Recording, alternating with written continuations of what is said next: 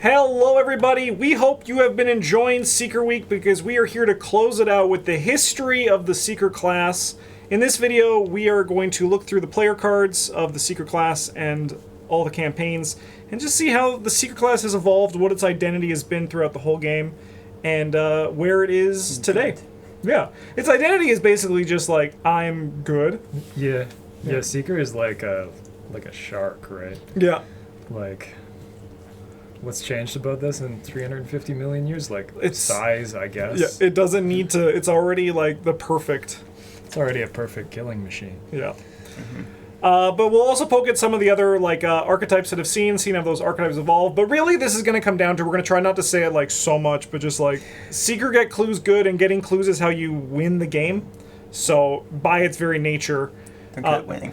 it was like one of those things that other classes had to catch up, rather than like, Seeker suddenly getting good. They have been good for a very long time, and other classes have just kind of caught up throughout the lifespan. Yeah. This is, I think, evident as we'll just dive to our first investigator here from the core set of Daisy Walker. She had a goddamn 5. She had 5 book. Yeah. Yep. When Nobody else had a 5. except Agnes, because Yeah, but that's she is because, mystic. like, she had that yeah, mystic that's just thing. how Yeah. mystics are, right? But like you don't do anything Skids, else. Wendy, Roland, the other more normal ones, they were all not 5s.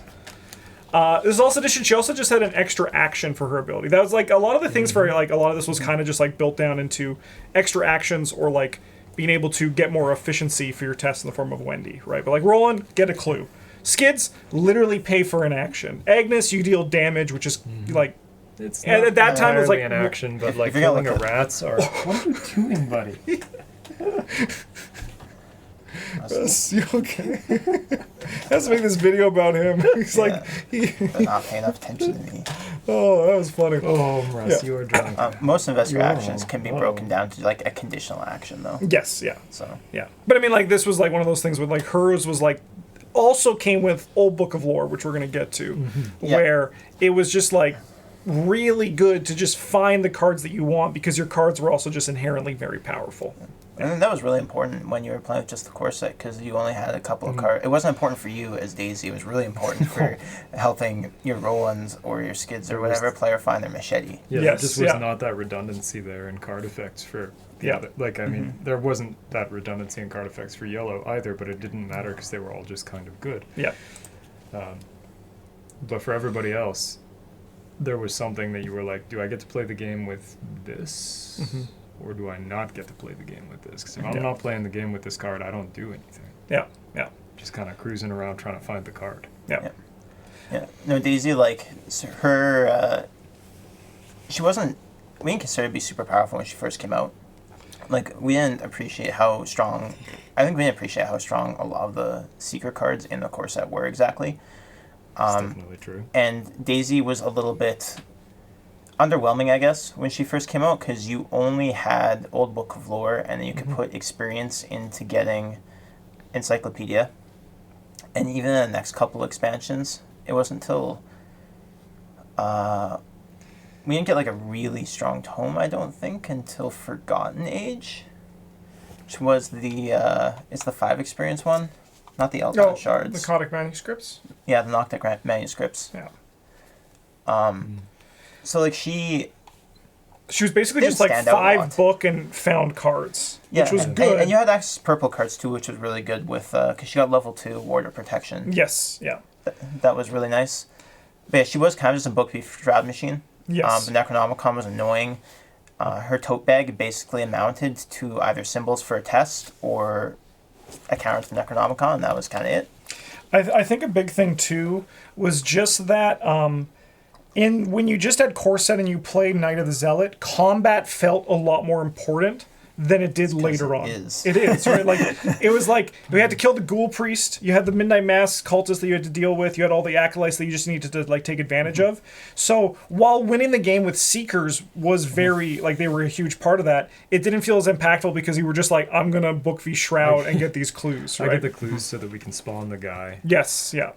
Yeah, that probably also came partially from, like, Roland being the character to play. Yeah. And so you had to kill enemies, and then he incidentally got clues as part of that. So not only was enemy management like a solution to an immediate problem, it was also progressing you the game. Yes. Yeah. Yeah. This is also something. Let's talk about these 3 cards. These are like the 3 staple core set cards of Magnifying yellow Glass, strong. Dr. Milan, and Deduction. These are cards that I always miss once we're doing our limited collection run, so that's how you know they're damn good. The only card I like really, really miss is Emergency Cash. So bad, man. So Magnifying Glass, But- we always just played because like you didn't have anything else for your hand slots. It was an easy inclusion. Yep. We also, even though it like we had that thing where we didn't think Dr. Milan, we all thought he was just fine for the longest time. He was the only ally besides Research Librarian. So once you got your Tome of your Old Book of Lore out, you played Dr. Milan. Yep, he sat there. Deduction, we also always just played. So this is actually something, just a little defense of past us ages ago. Because you and I had a conversation about why we thought Dr. Milan was just okay. Yeah. And the reason is because really the only thing that you had to spend your resources on was hyper awareness, which Is not on this list of cards to talk about. yeah, so it's like one of those, like, you just had nothing to do with it. But then, once Dunwich came out, and we're going to talk about higher education in a bit, that's when Dr. Milan really just, A version of hyper awareness made it into our yearbook video. I don't remember if it won, the but it was 0-2. nominated for like the worst Seeker card. yes, yeah. Yeah. So And, like, Seeker was probably the best user of those cards because of Dr. Milan, but we still, like, only played them begrudgingly because we needed to fill out deck slots when we played, like, 3 or 4 players. Yeah. Yep. And I mean, Yeah. like, to be fair, looking at him, it's like 4 for +1 to my thing, and like 2/2 soak is pretty standard. This guy's not 2/2 soak, and he doesn't even seem to do another thing. Yeah. yeah. Yeah.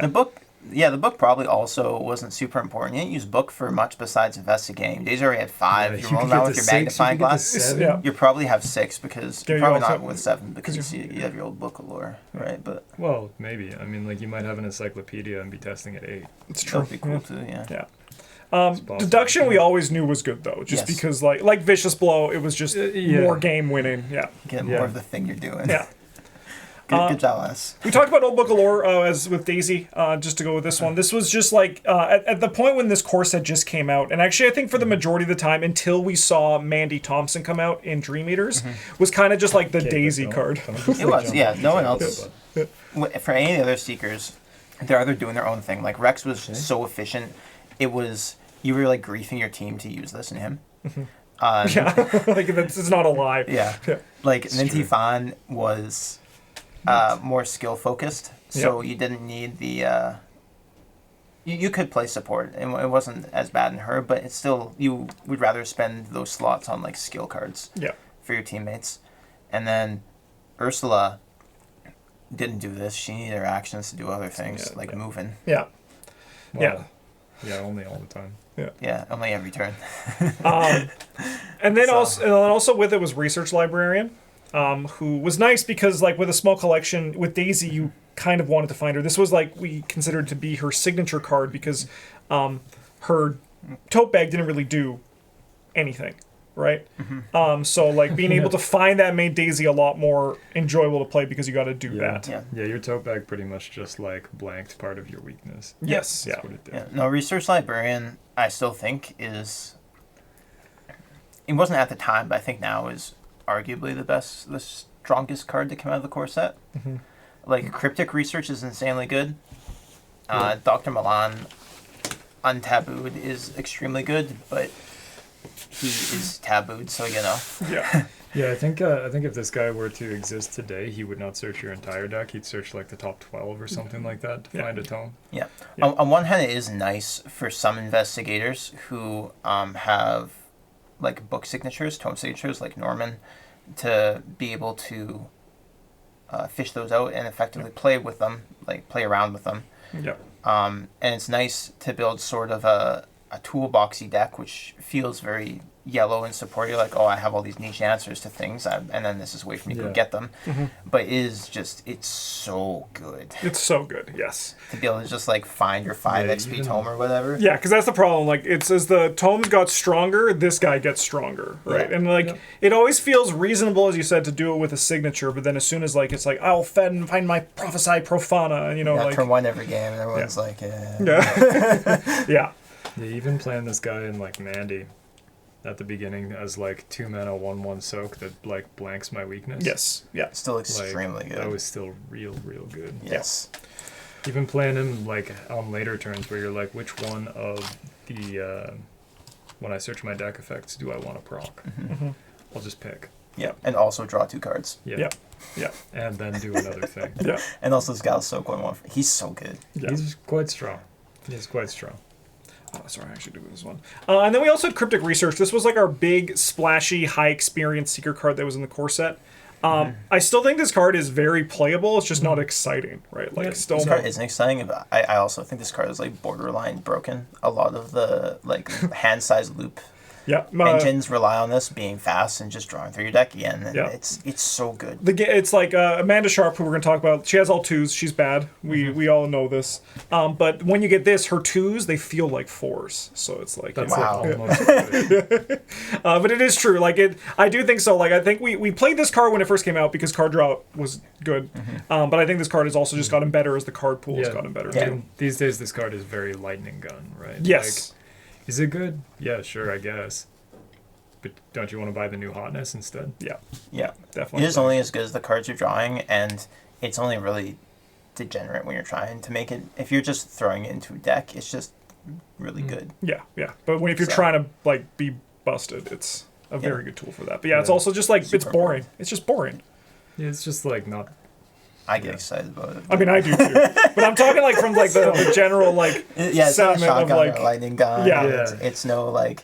because people will see like deep knowledge. Exciting red card, but there aren't any. What are you talking about? What about lure level 2? Well, just you wait till Survivor Week and we get to talk about lure level 2. I'm actually excited for Survivor Week. Oh, yeah, It'll it's be gonna be fun to great. explore the mechanics that never got printed again. It's true.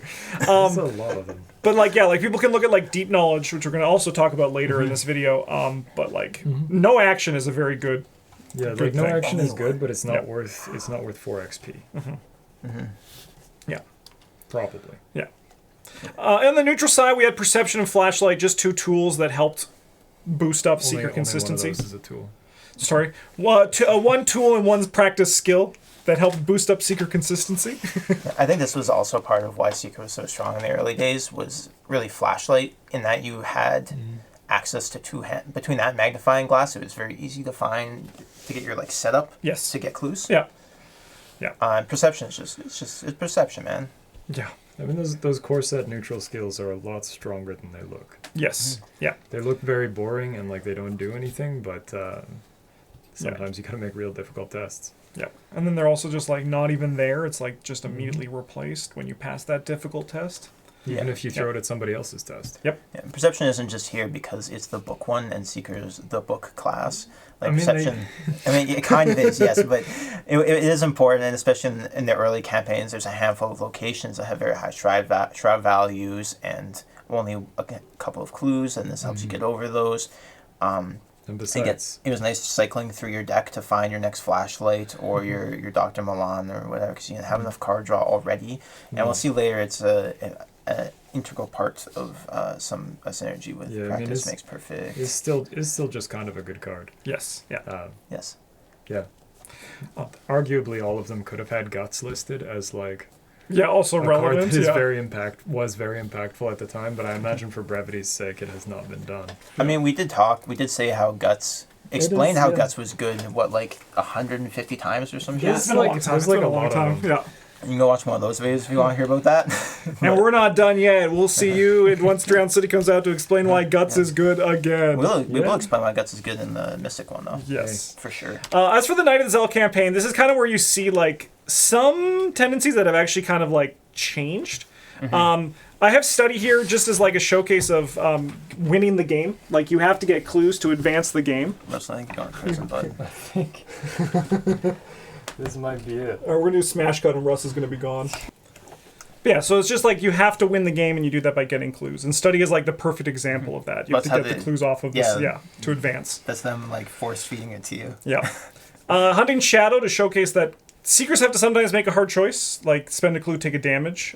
You always just like usually take. Research librarians. Well, spend a clue, take 1 damage is easy. Yep. I take the damage. Spend a clue, take 2 damage. No, that's a hard choice Yeah. because 2 is probably a third of what I've got. Yeah. Maybe more.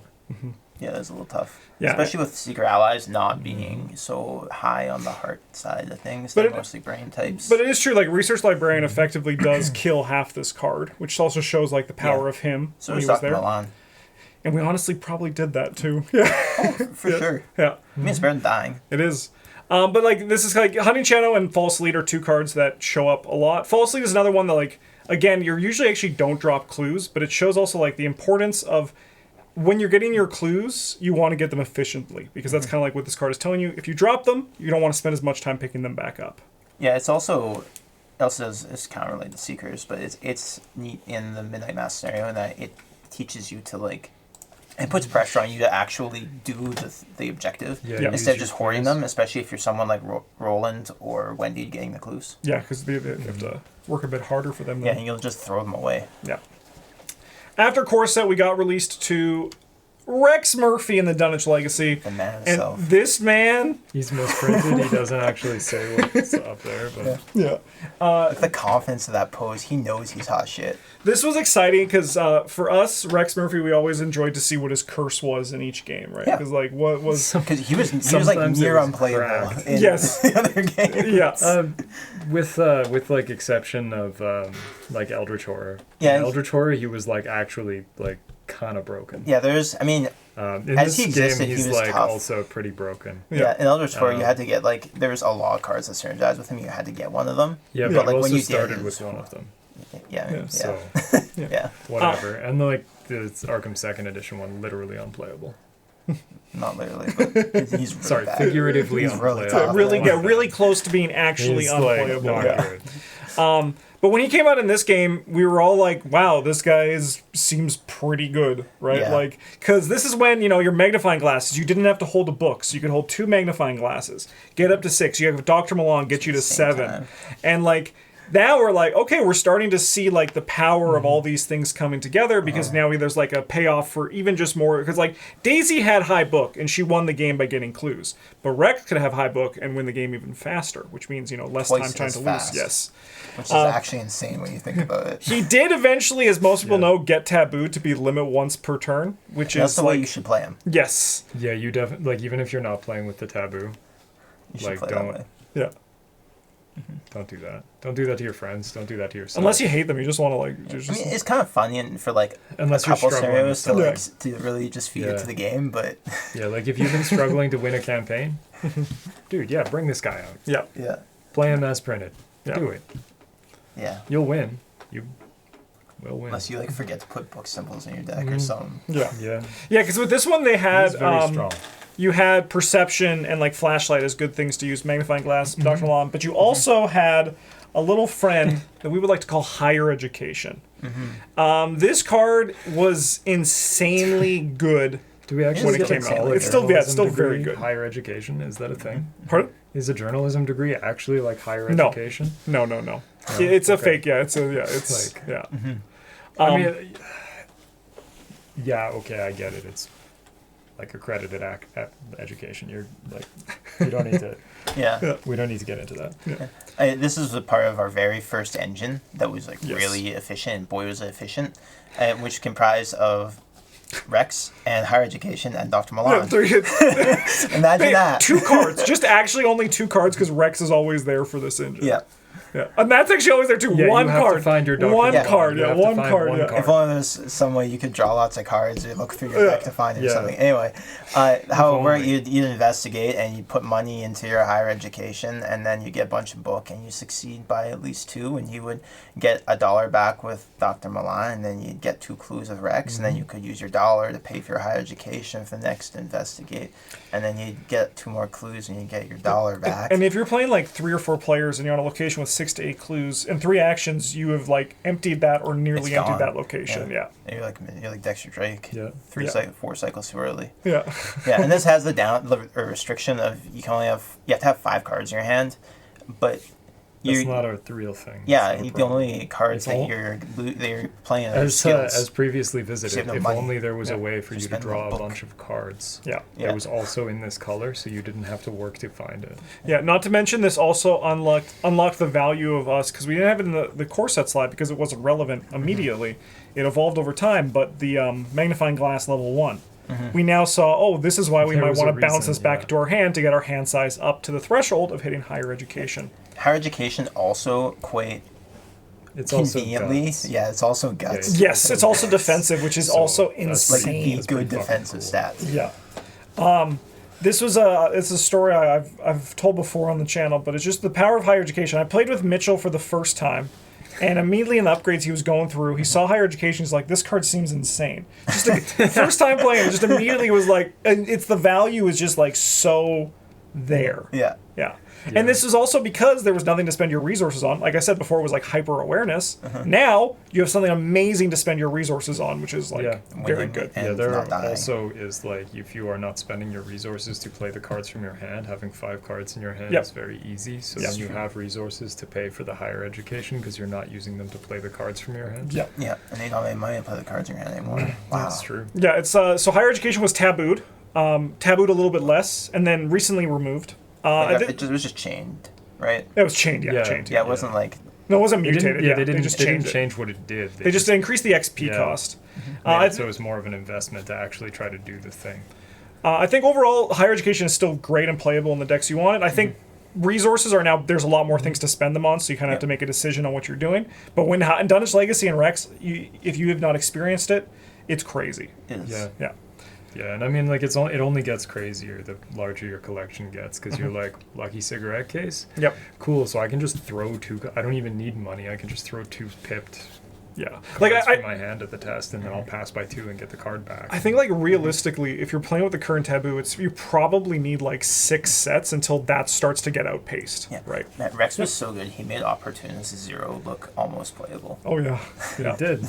It did. We got an upgraded deduction, which just gives you more clue. Once again, showing, hey, more clue is good. This also came with the upgraded vicious blow, so like the cycle continued. You had to succeed by 2. You did have to succeed by 2. Now, how could you do that? Also with Rex's ability, how Is did you? is that the number? It is the number that higher education happens to give you. Yes. Also the number on deduction. That's crazy. Yeah, also the number of Sylvia. It all like all this came together, and like Rogue would. I remember. I mean, I can't wait for Dunwich Legacy for Rogue Week. Just Rogue looking up at Secret, be like, "Please, can I have some?" And it's like, whoosh, no. I thought I was a succeed Yeah. by 2 Back class. to the Yeah. shed. Know your place. Yeah. Also, here's Pathfinder, which is another bonkers card. This was also tabooed. It's currently chained to 2 experience. It used to be 3, and they brought it down to 2, which I think is pretty reasonable pretty now how things are. But just basically being able to move and spend more times doing your higher education Dr. Milan loop is what this card essentially Instead, was. Yeah. you were never engaged with an enemy because that wasn't your job. And Yeah. if the people on your team, if you're playing Rex and the people on your team did nothing except engage enemies and like get hit by them, you probably still win. Yeah. Barring some of the boss unless there fights. was but, like a boss Yeah. fight kill at the end. But You even didn't then- lose health but for you that, could- had for getting there, you could do that yourself so, too. Yeah. Yes, you could do that yourself, and also like a lot of Dunwich Legacy, there was a lot of deal with bosses by just spending clues. Yeah. But no, this card is basically one experience for playing Rex. It was worth 2 clues a turn. Yep. Yep. Because you instead of moving, you have to spend that third action investigating. And like it trickled down, like as soon as we get to Daisy and Minh and like even like Ursula, it all kind of like a lot of these cards. Yeah, they benefit from them too. It's just Yeah. this is Rex cycle, so Yes, yeah. We also have Shortcut and Inquiring Mind, two these ones are fair. yeah, 2 nice cards that are still played today. We played a lot of them then too. Inquiring Mind is I recently been doing a video on the series on the channel where I like say how impactful a box is for cards. And Inquiring Mind I think is like up outside of the Rex combo a very impactful card because it's like promise of power, just a little bit of a stipulation, and that's a very nice card to have in your arsenal. We played the hell out of it, and Shortcut is also very good, and we still play it today too. Yeah, I have a distant memory of us saying like, why wouldn't you include this in your secret deck if you could play it? Because like, if you're not on a location with a clue, what are you doing? It effectively. And the doesn't answer have a and the answer to downside. that question is moving to a location with a clue on it. Yeah. Yeah. Why didn't you use your Pathfinder last turn? Like, And what I think it also does, what is interesting, because I like to look at cards that like teach you how to play. Like Zoe teaches you want to engage enemies because you get paid for it. Engaging enemies is ultimately a good thing. Inquiring Mind teaches you do I leave this clue here or do I like wait like because the Mythos phase is coming up and like it teaches you that kind of stuff too, which I think is really cool. I always forget that Shortcut is not a part of the core set. I know, eh? It just feels like is that. Feels wrong. yeah. Yeah. It is really core to the Seeker's identity, I think, as a movement option, and I actually think Shortcut is it's got to be like up there for one of the better designed cards in the game. Yeah, definitely. There's lots of really cool and interesting things you can do with it. From like even it's very playable and difficult to use poorly at a low level, but as you understand more about the game, and it just the number of use cases opens up a lot. Yep, definitely. Yeah. I think it does slot nicely into the like, can I splash this without much cost? Yeah, I want that in my deck. But also, it's not so strong that it's broken. Yes. Yep. Just like is powerful but fair. Yeah, you're like, if I have room in my deck, this card is one of the ones I'm going to be looking at, but also I don't feel pressured to play it. Yep. Yeah, like I don't have to play it or I'm griefing or anything like that. Yeah. You say and tactic too, like you guys didn't. Now, Travis, you mentioned earlier that Seekers had a way to deal with enemies in Dunwich. Do the boss fight themselves? They did, with Acidic Ichor, otherwise known as Viscous Blow. That's the new name. We're trying to see if we can get this to stick. That's what it's called. So this card was also, like, when this cycle came out, I guess let's talk first about the research cards, because if people don't know, when these boxes were first released, the release format. They were released as something called Mythos packs. So we had about, I think, like a month to maybe like a month and a half between. Came out a month each. Yeah, I could have brought some sealed Mythos packs. Dunwich was a little bit late, I think, because they were way behind on production for the initial Dunwich Legacy box. As Fantasy Flight always is. Yeah. And I think they had to push back the other ones a little bit. Yeah, so Fantasy Flight Games used to always release their living card games as a deluxe box and then 6 little mini packs. Blister packs. Yeah. And like this was the idea that like on a competitive sense, because most of these were competitive games, they would like put new cards into the pool every... Yeah, like drip fed them. Your deck would get like 1 or 2 new cards or whatever. Yeah. So they did the same thing with this, and then we got spoiled in the Dunwich Legacy box, the Strange Solution, which was just... Each of those boxes came with a handful of player cards and then like 1 scenario. Yes. With the deluxe, the starting box having the investigators, like 2 blisters worth of player cards and then 2 scenarios. Yeah. So... so like player cards. Yeah, so like in Dunwich Legacy, there was like the 2 opening scenarios. So that's why there was the cool thing where you could play them in either order. Yep. And we were like, that's insane! That's crazy! Yeah. But in the deluxe, there also was the level 0 Strange Solution, which just allowed you to... It did not do anything. Identify the solution. Yeah, and you could draw cards. Yep. And they even said in the preview article, you're going to find out what these do later. And we were like, I can't wait to find out what these do. I almost wish that they would go back to like...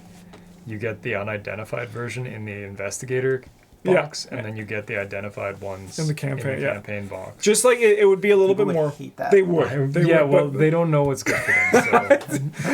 So only I know. Yeah, but I mean, like it's kind of like the anticipation is now like gone from it, right? Yeah. But it makes sense with the new release format, even though. But this one came out and it had 2 other versions, and we said, "Wow, those are awful. This one is great." The Acidic Ichor. Right. We were. It allows you to just fight at 6 fist, which is higher than any Guardian can get at this point. Like just base. Mm-hmm.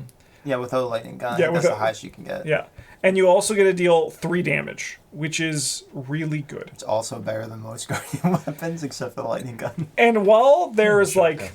And the shotgun, yes. I don't know when... It's also big and flashy. Yeah. I don't know when eCash 3 came out.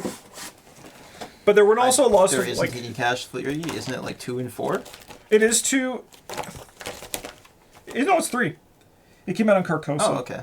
So like that, like we immediately then got away in Carcosa to fill this thing back up as well. Oh, that's the resupply. I always think that one's 4 because it gives you 4 resources or 4 supplies. Yeah. But yeah, so like even though you couldn't refill this, you could still run 2 of them. And you probably still ran 2 of them because you're, once again, with your Rex deck, all you really need to get going is 5 experience to buy higher education and then 2 Pathfinders. And then everything else is like gravy after that. And this is tasty gravy that melts things that it touches. Yes. It's far too hot. And you just like kind of melt the things. However, with all that said, I do think that even though this was recently tabooed, and I think ultimately was... kind of a mistake in like Seeker design. I think like Seeker event-based makes more sense than Seeker asset-based damage. When the game was in the state of Dunwich Legacy where it was about flexing, like everyone had to solve a problem, I think this made more sense then. Yep. Now at this point, we can look at this card and be like, what was this? But I think like in the time when your Roland Banks was also just killing things and getting clues. Your Rex Murphy could be like, don't worry, I got this big thing that showed up. Yeah, your Schizo Tool was puking all over Yeah. himself. Yeah. I mean, yeah, if you're going to ask, like, what was this, you also have to ask what freezing variant was, because it's very similar. I mean, it's obviously not as good, because you're just evading a guy instead of just killing it, but Yeah, I think Freezing Just wild Variant was a those both. solid choice, though. those both made it. I mean, but why would you play freezing variant when you could play this? Because you can't play this. Okay. This doesn't exist. This is a mistake. Oh, okay. I guess you, yeah, that would probably be the enemy management strange solution of choice. I then. think if that was the enemy management strange solution, and the other one did some Weirdsmobile other yellow thing, Yeah. Yeah, like anything in the game. because like the That's the the freezing Like variant, 3 damage. like the freezing variant doesn't freeze them; it just evades them. Which is right? weird to me, yes. Yeah. You just evade with a foot of 6. Yeah, like if it froze them, then like now we're talking. Like Yeah. that would have been like I think, Worth but playing. I think also like you see this kind of like they don't really have the numbers figured out, where it's like you know like Like 6 is a lot. yeah, and like the damage and the clues like they weren't really equal. They was like just like 2 damage equals 2 clues, but really like as we know from this card and other cards, 3 damage equals 2 clues on average, right? And like it just evading is not equal to 3 damage. It's just not. Like it's Yeah, it's they're not just even like on the same chart, man. no. Yeah. But like evading in a freeze, like now we're talking like an actual like freezing if it's Even just freezing a Freezing non-elite. non-elite, yeah. Yeah, Yeah. like This is Still still pretty probably good. better, but yeah, it'd be like playable. yeah. you dump it on a snake, and Yig's like, I'm watching you. Yeah. So freezing is just a shorthand not what we bad, do yeah. for does not ready during the next upkeep. Yeah, Yeah. yeah. Yeah. Yeah, yeah. Yeah. Sorry, yeah, that's not actually like what it's called. Yeah, it doesn't have Yeah, it is. Yeah, it doesn't have a name. I mean we can make it No, stick. if it did, then freezing variant would do that. Yeah. That is true. That Yeah. is true. Yeah. On to the Dunwich Legacy campaign. This one I think kind of just further showcased in the terms of the fact that like again you're the seeker, you're pushing the game forward, right? Like you are the one. Yeah. I put a card from Essex here because like you kind of actually dictate the pace of or you that die. scenario more Yeah, than you like can just play slow and lose. yes. Yeah. I also have Orin Library because we started to see some ideas of hindering players. Back in Dunwich, a lot of locations were actually more often bad than they were good. Like were like they were neutral. And then I also have Beyond the Veil here, which is probably like Draw your entire It's deck. like the Do it. scary card. it's like the seeker killer of like of the 5 classes in the game. This I mean it doesn't because I've never died by it. But like in theory, in the design, this is like here to kill the seeker. Yeah. Yeah. Yeah, I mean, it would kill the rogue if they cared about that at this point, but they still didn't. So, because why would you? It didn't. It doesn't matter. Yeah. Yep. If they're alive, they have to draw an extra card. Yeah. Yeah. Another road card or whatever. Yeah, it doesn't matter.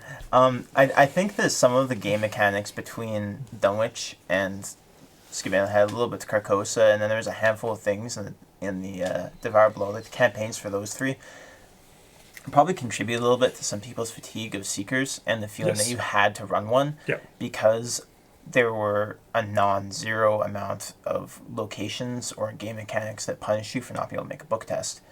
And Seeker was just naturally good at those, so you got to kind of hang out and progress the game through getting clues, but also through like the parts that other classes and characters might have struggled with. Yeah, yeah, because they're also I have included here, but in Where Doom Awaits, there's a location you need to use an actual book test to progress it.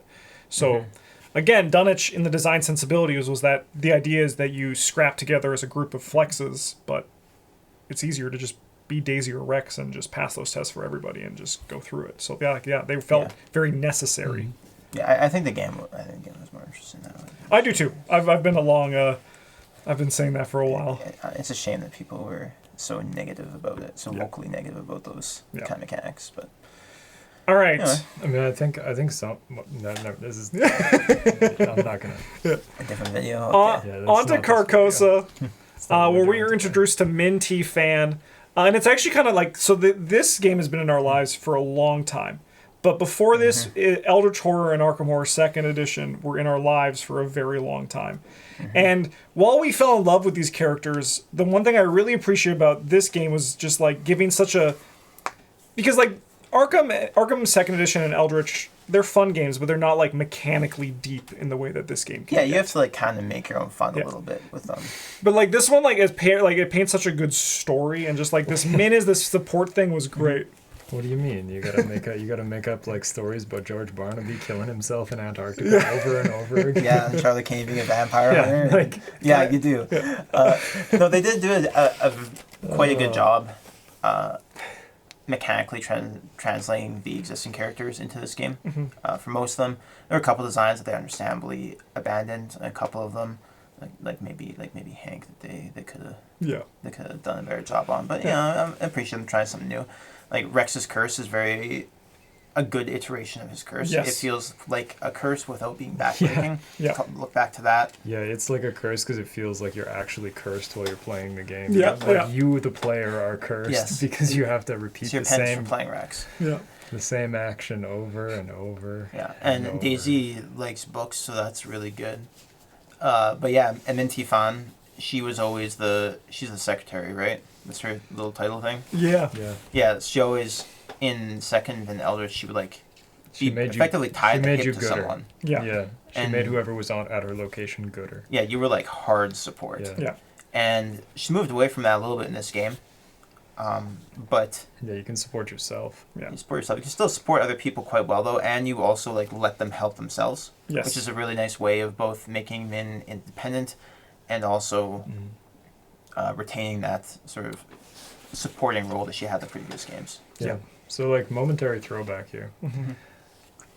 Research librarian, find king in yellow when you're ready to deal with it. Still a good thing that you can do. Yeah. Yeah. Yeah, why wouldn't you play Research Librarian on Like- Secret Decks? I told you. Just like how is that? Honestly, I don't know why I've Never done that. never done it. I've never done it.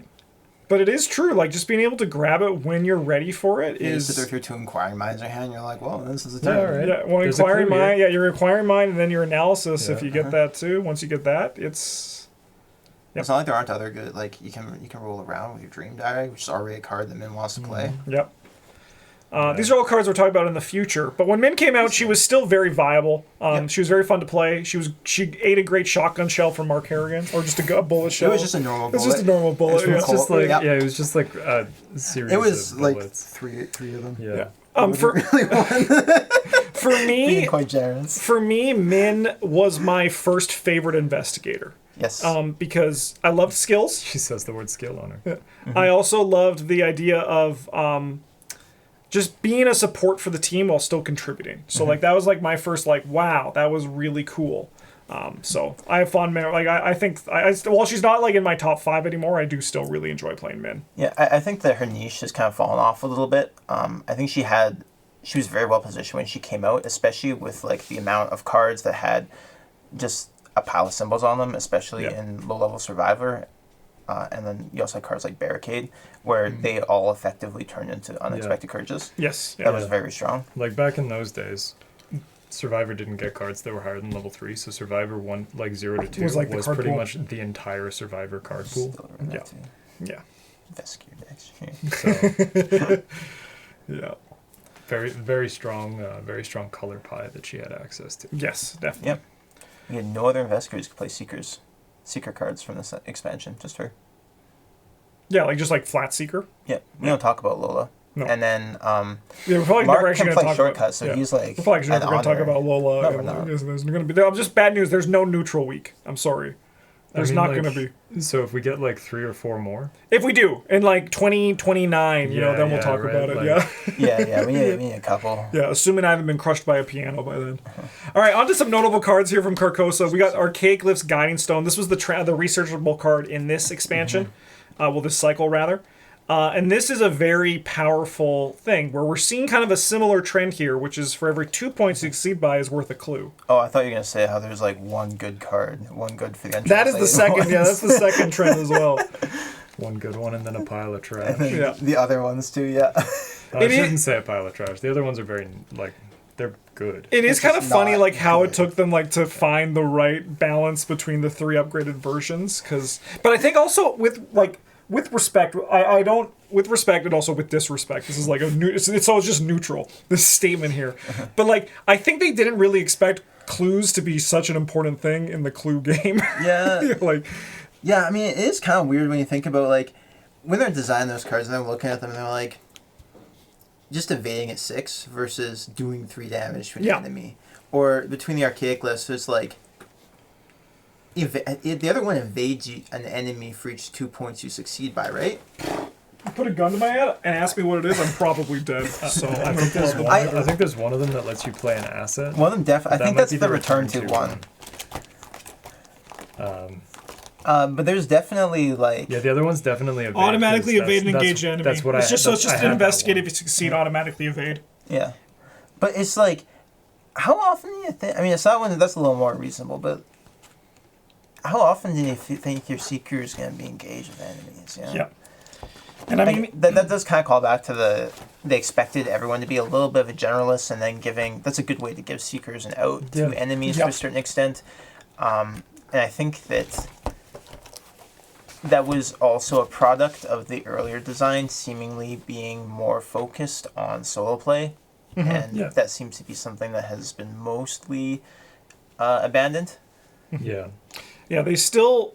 At the very least, they make a lot less concessions for it. Yeah, they still design and playtest in true solo. I thought I read something about that, but I don't want to say. But they don't. It's like they don't actually like. You could tell that like multiplayer is now kind of a bit more open for how they do this. Yeah, they're just testing to make sure things aren't broken, like a couple of our boss fights. Yes. Yeah. I think as well also that like just like the idea of getting clues quickly wasn't really like as much of a like. Like, I'm not saying that designers don't know that getting clues quickly wins you the game quicker, but, like, also, like, don't understand the pace that you put a product out there and suddenly people are like, I can do this amazing thing with all these cards together, right? Yeah, part of it's also, I broken. think, there's, like, a disparity between the creative mind of a designer and then the, like, competitive mind of a player. Yeah. Where in playtesting, it's not unreasonable that the designers might not have sat there and been like, I'm going to hoard cards for 3 turns so I can get all 6 clues off this location in with 1 action. Yes, yeah, 100%. Like, and that's what my deck's going to do. Yeah. Yeah, that's a much nicer way to say that than I was going to, so I won't. Yeah, good. I like this. There's being competitive and take the fun out of the game. That's just being competitive. That's fine. Going on to some level 0 cards that were notable in this, we had Fieldwork, which I remember from the beginning. Travis loved this card. Always was a big shouter. I still think this card is good. I also think it's pretty damn good, and it's surprising the amount of decks that it actually just fits in really nicely. There's a lot of investigators who can like just randomly play it, and it makes a lot of their turns less dead. You can pick up a random clue, or you can evade an enemy better, or like you get that fight test you might have otherwise failed. Or like even like advance the objective because there's sometimes a test that you need to make on those. Yep. It's also just like a really good level 0 card, very impactful. What was the number that Rex needed to succeed by? It might have been 2 if I remember correctly. 2 sounds right. Yeah, I think it might have been 2. Yeah. Okay. 2 is a magic number. This is like, did you forget about me? Logical reasoning with some really good healing, some horror healing. Well, healing in general took a while to like really like hit a level where we were happy with healing. Yeah. The ability to also remove a terror card and also being a guts made this very playable. The big part of this, I think, was good. And then Eureka is just a good skill card. Really nice with Minh because it has 2 symbols for each of them because of her ability. And just like being able to have a mini old book of lore was really nice. Yeah, I think our usage of Eureka fell off a little bit, but it has gone back to where it deserves to be played. And logical reasoning got cut a lot of the times, if I remember correctly, but it started in a lot of level 0 decks. Oh, yeah. But I mean, like, because I think also, like, especially because we had, like, Jenny and then Safina. Safina was able to handle her own in, like, Mythos cards. But, like, but, like, being able to, like, help out, like, someone who got a Frozen in Fear because those cards were a lot more impactful when the game was younger. Yep. Yeah, I mean, you also saw them a whole lot more often. It's true. Because the pool was smaller for cards to draw from to create your Mythos deck. Yeah, I'm very excited because we have, we've pretty much, like, I mean, Travis and I have said this is a plan. We haven't talked to Bryn about it, but we're thinking of doing, like, another progression style series to kind of, like, go through this. So we see if what do you think about that, Bryn? To see if we're, like, how we also have improved with more game knowledge and actually, like, go through it, not by like Mythos packs, but just by like investigate, like expansions. You don't want to do them. You don't want to rebuild your deck 8 times. No. It was really fun though to just be was like, what cool. new cards could I put in here? We were pretty quickly like, so house rule, new level 0 cards are free. Yes, yeah. Yeah, Just because we of didn't how they have were them when we released. were building And the Pack would deck, come out so- and you'd be like, well, I played this card once last time and it wasn't great, so yeah, I'll just cut it and then put in the new one. Yeah. Give me the new Try one, this we'll see out. how it goes. Yeah. Just adaptable in the corner being like, what the fuck you guys say fuck me for? All right, up next we got some more. Actually, I mean, there's some good cards in this cycle for Seeker. I mean, that's what we're going to say. A You lot said, of them. it's the... No, we're not even there. I like. Yeah, I mean, there's the note. I know the note. But we got Forewarned, which was some Mythos protection and Seeker to place a clue down, but luckily you're able to pick up clues really efficiently at this point in the game, like hyper efficiently. As long as you can succeed by 2. No Stone Unturned was some nice card like tutoring. Level 0 Yeah. tutor. And then we have Shortcut, the experience version, which, well, we always would say when I remember when we make these videos early on, like the card seems good, but like we don't really know like when is the time to play. It was very campaign dependent, and we didn't Yeah. really like dive into it too much back then, because like Shortcut 0 was just easier for us to see the value on it right It's away. just easier to grok, right? Yeah, yeah. We also had Scientific Theory, which was nice for like Roland Banks to play around with because he did have that splash in this there. is here because it's actually the first appearance of the like fist book Yes. archetype Yeah. that we'll see much more often later. But this was bad and no one played it, so Yep. the composures all kind of sucked. Yes. Yeah. I remember we were like, I mean, the purple one was okay, but this isn't the purple video, so yeah, no, Yeah, the this Rogue sucks. one also. This one sucks. Yeah, this one bad. it was. Yeah. Because why did you need the? Because it's also because the You can permanents pay- were so yeah. good. The permanents were so good. You can pay Right. 1 for +1, or you can pay 1 for +2. Yes. Yeah. Like Also- that. Like You're like Daisy, and you're like, yeah, I could have 3 fists for money, or I could have 5 brain. yes. Yeah. It's like the cards themselves aren't great, but they were just completely overshadowed by the permanents. Yeah. Yeah. It was nice to see them thinking about this sort of archetype early on. I guess could have also talked about like exposed weakness and scientific theory, but- anatomical diagrams, but yeah. this is scientific theory, yeah. I always But I mix don't them like up. talking about those cards. No, so- we're here to talk about like the good ones, not just like the one card that we played once and we were like, this is fine, but okay. also it's also bad, you know? Yeah. Onto the campaign. Notably, I want to do a shout out to the Man in the Pallid Mask because I think this was actually like a very engaging thing for the Seeker to do. And I remember we would work as a team to be like, how are we going to investigate him away or are we going to fight him away? Yeah, there's a nice balance between like how many enemies are in play. Do we think there's more of the scenario Yeah. after, especially on our blind playthrough? Yes, we made it like an objective to get that motherfucker as many times We as did. we could. Yeah. We nailed him, Yeah. man. We don't hunt him as much though. We're just like, we'll get him. We got to the end and we were like, that's it. Yeah. We tracked this guy down like 14 times for this. Yeah, we got to the end and like Haster just obliterated us. Yeah. So Anytime you say Hastra, I I actually also like. have like a little Yeah, it's like, yeah. yeah. I'm like, oh no! Also included here was Spires of Carcosa. This goes back to the design of we were talking about where everyone had to like be able to solve problems. Nowadays this effect falls onto the Seekers, but back then we all worked together to solve our Spires of Carcosa, and we were better for it. We were. It built character. It does.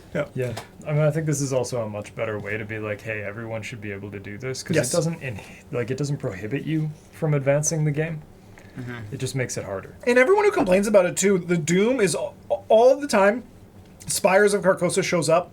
The Doom works different. It's not normal Doom, so it actually isn't like screwing you over. It's just like, Unless it is. Except for the first scenario, kind of. Yeah. but that has a resetting Yeah. Doom Like, clock. that's So what it's I say, like, like, kind of. yeah, I guess that's the closest too, but still, just Yeah. Let's go Poltergeist ship a couple times. This was like an enemy you could fight, so this was them saying. I mean, this was the yellow campaign. Yeah. It's a king in yellow. Yellow deserves to be able to do anything. I mean, I like this, but I love, Seeker earned it, I like the Poltergeist as a thing because it teaches you, well, it should teach you, I as the fighter can't fight every enemy, right? And I think that, like, again, the game's better for it. The Seeker's like, this one's mine. You know, you deal with this one, I deal with this one. And then while you're dealing with that one, why don't you grab a clue because we're designed to do a little bit of everything. Yeah, this was something you had to like play around. Yeah. You know, you were rolling banks and they show up and engage you. You were like, shit. Yeah. I mean, these days, much less of a concern because like spells and relics are Yep. like everywhere. Yes. They've really lent into the magically side of the thing Yeah, without like- any of the mythos downsides. That's the truth. That's the purple week, though. I mean, it's going to be a good conversation for Mystic Week. We then got right release before Phantom of Truth again. These are the Mythos packs. We had our first book investigator in Norman Withers. Yeah. This guy. This guy sucks. I remember this was really cool when it came out, and I was excited to play it.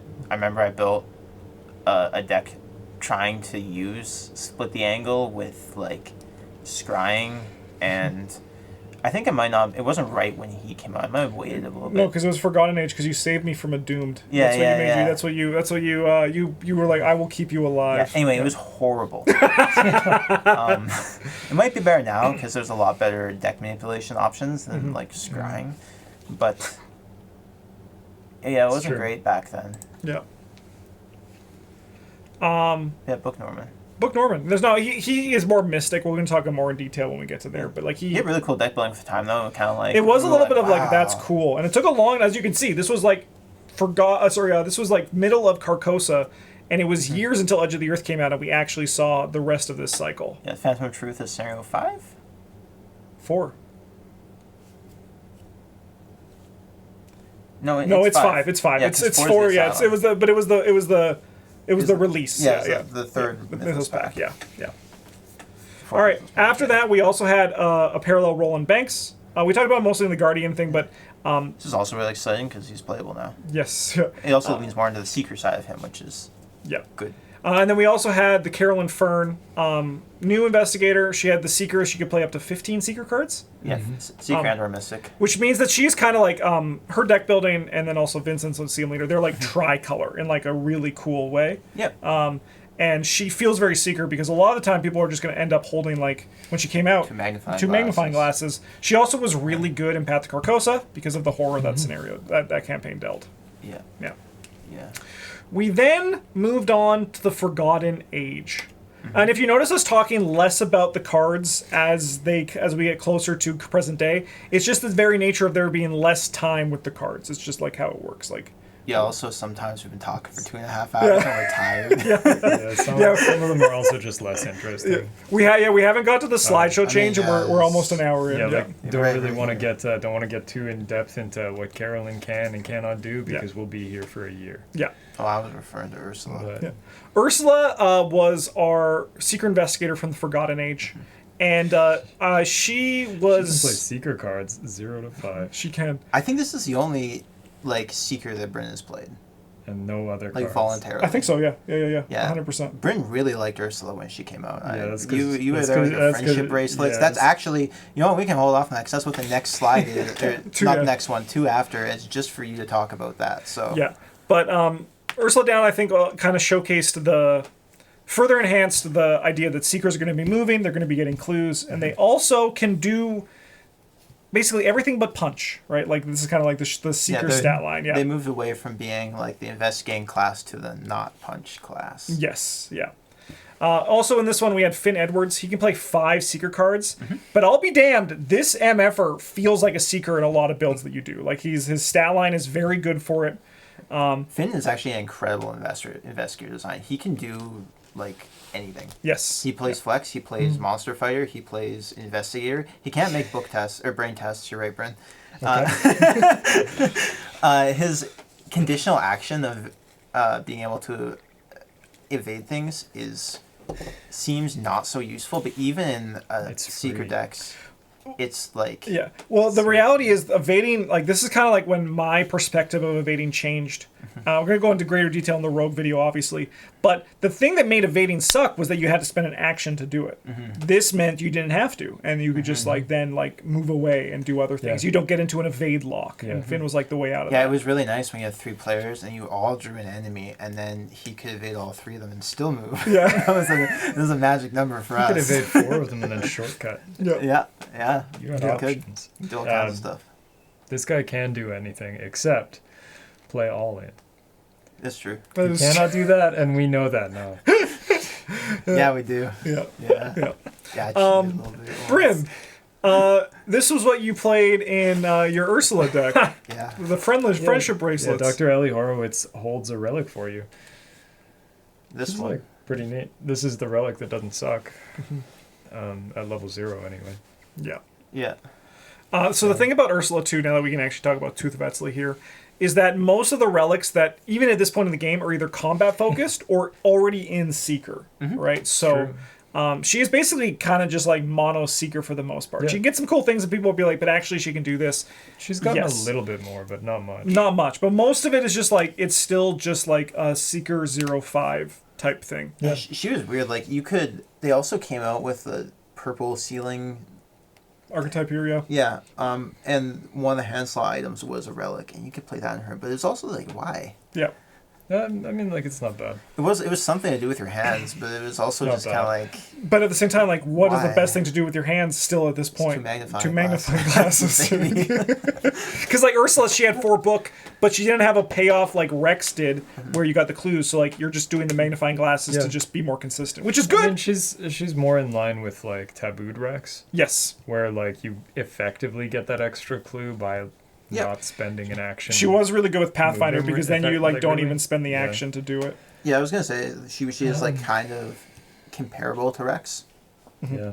I think at this point, though, a big thing was that this was when Pathfinder got put up Yeah. some more XP. So, like, This it is around really... the time we it- got our first. it really felt like it too. Yeah. We also had shrewd analysis here. Sorry, do you have something to say? No, Or- no. Okay. We also had shrewd analysis here. This allowed you to randomly Mostly just roll griping. randomly roll your researched upgrades, which is I agree much with fun. Bryn. It's the fun way to do it. And honestly, it's the best way to do it because it's just fun. Yeah. Yeah. So as we've been saying, in all of the research cards we've seen so far, one of them was good and the other 2 were bad. Yeah. Or the other Well, ones were less bad. good. Less good. Less Yes. good. Yeah, It's they like weren't bad. all. There was like 1 or 2 Oh. that were actually bad, but they were generally just like. Yeah, Yeah. even the ones that are like, well, that's not the one I want to have in my deck at all, is still like, well, if I didn't pay the XP for it, though, it's still kind of okay. Yeah, Yeah. it's still probably better than whatever Right. level 0 trash I was Yeah. taking out for it. At this point, though, Which XP is like the card that had to be upgraded into it, because that's how those cards work. Yeah. At this point, though, XP was on the tighter side. We had Delve Too Deep, and then Mystics got a card in this one, and then also Rogues had Sharon's Obol, right? But as a Seeker, you didn't have any of that juicy XP burst, and I think this was a good way to do that XP burst. That was like really fun. There were ways that you were able to game it. We actually already had Carolyn Fern and the Ancient Stone come up as one of these things, but at the same time, it was just kind of like fun to roll for it, and it was always a good time. It's also a really nice way to introduce some variance into the hyper consistent Yes. Seeker class. Yeah. And make not every game feel the same. The research cards from the Forgotten Age was the knowledge of the Ancient Stone cycle, Yeah. and I think these Which ones was were one like experience. one level experience to 0. get the level 0 version. Yeah, Yeah. they're relics, so you can play them in Ursula. Yes. This is true, yeah. Notably, I think this one was the first one where they started to like hit on most of these. This was the damage one, which was very good. So like you draw there's cards. a horror heal and a movement one. Yeah. And one of them is from the return to. I don't remember which one. I'm going to. I Russell, think stop it's it! I think it's the not the healing one, because I'm pretty sure The- we played the healing one. The move one is Yeah. the return to. But yeah, like I think this was the first one we were like, okay, I can see why I'd also want to do like the Yeah. horror healing one. Yeah. As mentioned, it also worked really good with Carolyn because you got 2 of them for 1 as that Because came you out. could only Yeah, play you that could one. only get the You horror could one. not have the other one. Yeah, Alright, this one can Russell. do some like pretty degenerate things with, especially with like cryptic research. Yeah. I always get that they're all cryptic in their research and writings, and the 0 cost draw 3 cards. You Yeah. can just like lightning bolt a dude. Yes, yeah. So good. Yeah, not lightning bolt like the free action. Lightning bolt like the magic card. Yeah, like Yeah. 3 it damage. does 3 damage. That's Instant it's speed, like the baby. best. It's the best way to do 3 damage in that game. Yeah. But we definitely played this one. I remember there was once Mandy came out, Travis just obliterated the game, and Bryn and I were just like vibing, watching. Yeah, we and kind of just, like- we were like we got to go down the webs to fight Atlach Nacha, and you and I are just kind of like. Look at that librarian go. Because I'm pretty sure that was Patrice or something. Yeah. So yeah. Yeah. No, that was a 50 card. I mean, we didn't say it when we talked there. Yeah, but, yeah. Like, An archetype introduced here in like a greater like kind of like the payoff too, because we had the Mythos card. yeah, that, we like- had Forewarned as well, Yeah. but that wasn't like. This isn't like something you're gonna be repeatedly doing. That's just like a single cost, Yes. right? They were like, you get clues. Here's a way to use them as a resource. This was a way that you wanted to continually use your clues as a resource. Yes, and like this was the first like kind of like the nice big payoff for it that you have that dream for it. This got much support more support later on in Scarlet Keys. Yep. So it was a long time before we saw the next step of this archetype. It was mostly trash until then. Yes, but I remember Travis was always like, this is the card that I'm like excited to play with one day because it's gonna do something. Yeah, I had like dreams of playing it and rolling, and like you use it to get +3 to a thing, and you put the clue down, and you shoot and kill the guy, and you get your clue back, and you're like, yeah. But that never came to be. Yeah, not really. No. Yeah. We also had this was our Don't big. let your memes be dreams.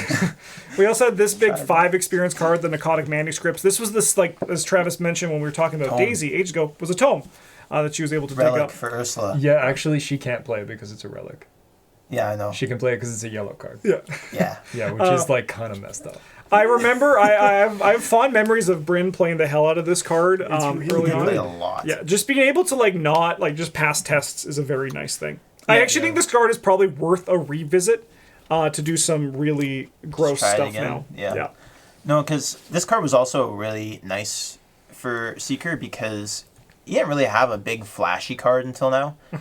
Your other 5 experience card that you got was Deciphered Reality? Yes, Deciphered Reality. Yeah. Because no Sun Turn, was that Carcosa level 5 or did that come out in something else? It's not in the binder. I don't know where it came out. Okay. Well, that one I'm gonna assume it came out in Carcosa. That one. God damn it, Russell. Soul. You're going to prison again, aren't you, bud? Carcosa, yeah. Yeah, okay. Yeah, that one like was really neat and powerful. Being able to tutor for any card was really cool, but it wasn't again, like early, exciting. Yeah, right? early Like, in the game, it was only as exciting as what you were finding or putting together, and there weren't many options for that. Yeah. Yeah, I mean there is a lot of hey, you need to resolve this effect during your turn. Sweet, let's do that. Yeah. And it was the only really like limited use card that you could refill, and it didn't feel like you'd wasted points. Yep. Yeah. Yeah, it did feel like you were getting more value out of it than the card. Like I don't think there was very much at the time. I think there was like there might have been the Truth from Fiction, like that that might have been. Yeah, there was level 0. It was either this cycle or I'm the pretty sure cycle that's after, but this cycle, and that the upgrade ones return to. yeah. But also, it's a tome. It is a tome. Yep. For the campaign itself, this one I think actually posed. I mean, it posed an interesting challenge to like every class. But what I like what this one did for this, where Seekers were the one who did the most exploring. Right, that was kind of like their job. So that's why I have like the Path of Thorns here to show just kind of the exploration. I think also Seekers generally got hit by arrows from the trees more than other classes. They have less health, and it actually also targets their soak. Like it kind of just like nullifies that. It does kill almost every yellow ally that existed at this time. Yeah, because like if you're playing like Research Librarian and like he's my soak, he's dead, but you're still taking it. Like I think like that's a really cool design for scaling that. Yeah. You run out your Dr. Milan. Yeah, and your Dr. Milan is now you're taking He's too 2. slow to get away. Yeah. He's just gonna die. And then we also have the form of Deep Dark, which was here to punish like burst clue, but also still have that glimmer of, hey, you guys all should be doing this, because then the card doesn't actually do anything, you know? Yep. It was kind of funny that Deep Dark also, well, it did punish, like, deduction and kind of Rex, and, like, you used to get clues, and, like, kind of deduction, I guess. You just use them on turns where you didn't have this. It also punished the situational clue game cards, other classes more. Yes, like, what I found. Yeah. Yeah. I mean, that's kind of, and we're going to touch on that in Haunted, too, because it is kind of things. The thing that, like, the issue is that Seekers, like, the way to punish Seekers, and also I now Rogues, are, like, over-succeeding should be punishment, not just, like, getting clues, right? Because it's true. Seekers, the reason they're so good is because they just get their number big, and they can book V Shroud till the end of time. Right? Yeah, even if your card, if your plan falls apart, you can still just progress the game. Yeah, yeah. All right, we then got to our first return to, and notably Travis has a note of I guess on this card, just because we had to talk about it. Yeah, I didn't want to talk about hyper awareness too. Yeah. So here we are. So, sorry, are you suggesting that one's worse than Hyper Awareness 0? Yes.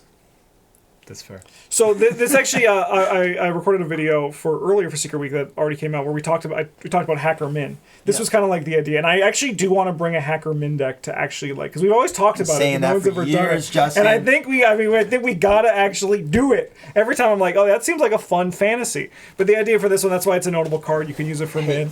That is not He's playing with a cable. Power. I mean, if he gets electrocuted, Oh no, I'm more concerned about turning off the. I mean, yeah, your cat getting electrocuted would suck. but yeah. So like, this was the notable one from this, but not too exciting. We did, however, have them return to the Dunwich Legacy. Have the another Strange Solution, and this one is it's the. just another one that doesn't do 3 damage. So It doesn't do 3 damage, but I think at this point now, like, this made it so that you would feel okay rolling on the thing, because worst case, you could get like 2 resources in a card. For 1 resource was also pretty. Yeah, the other Pretty ones you succeed. just kind of felt bad if you didn't get. Yeah, this one you're like, This blow. yeah. It made like, because like freezing variant, like as we said, was still playable. So like having another thing that you're like, it's playable, made it more of a thing worth rolling. Yeah. All right, don't blink, everyone watching at home. It's secret cards. All right, we are now here in the Circle Undone. Not this one. Pardon? Not this one. Joe Diamond was a very cool investigator when he first came out. We were all really excited to play him. Mostly because, like, I think at this point, and we really weren't. Yeah. like at this point, he was kind of a big deviation from what we were expecting from like. I think it showed like again, like we talked about Minh, like good translation of the character, right? Mm-hmm. Joe Diamond was like completely like Arkham horror, where it's like what the heck? Because like Safina came out, she was Arkham horror, but we had no basis for her. Joe Diamond was like, this is cool. He has his hunch deck. He does these cool things. In practice, I have fond memories of both of you being like, I hate my hunch deck. This is stupid. Right. And it's true. He did get a lot better when he got more cards to make his hunch deck more efficient and like consistent. Yeah, rather. you could actually play like less conditional insights in your hunch deck. So Yes. you weren't just like, I have a hunch that I am wrong today. Yes. Yeah. You flip crack the So- case, and you're like engaged with the guy, and you're like, great. Like, huh, cool. All right. The thing that was also really cool about Joe was he continued that like scientific theory thing where it's like the 4/4 seeker, which was really cool. Yeah, I mean, this entire cycle was like a pile of investigators who were like, wait, what? Yes. Yeah. Yeah. And Marie That could- Lambeau was that there could too. work. Yeah. Yeah. Yeah. Carolyn Fern, we've already talked about her, but this is where she came out official. Actual printing, Yeah. And then we also had Marie Lambeau, who, like Skids, could touch into 5 seeker cards. She's got the book to make use of it, but we were not hot on her when she came out, and I think we Still still aren't. aren't. No. Yeah, Yeah, she's kind of like, but why? can't play the Scarlet And why are we Keys spending? stuff. That Why, was- why that are we was a spending our skill big points oversight. buying up? That was a mistake, Buying up yeah. 4 book. We don't need 4 book. We're purple. Yeah, we used 4 brain. Yeah.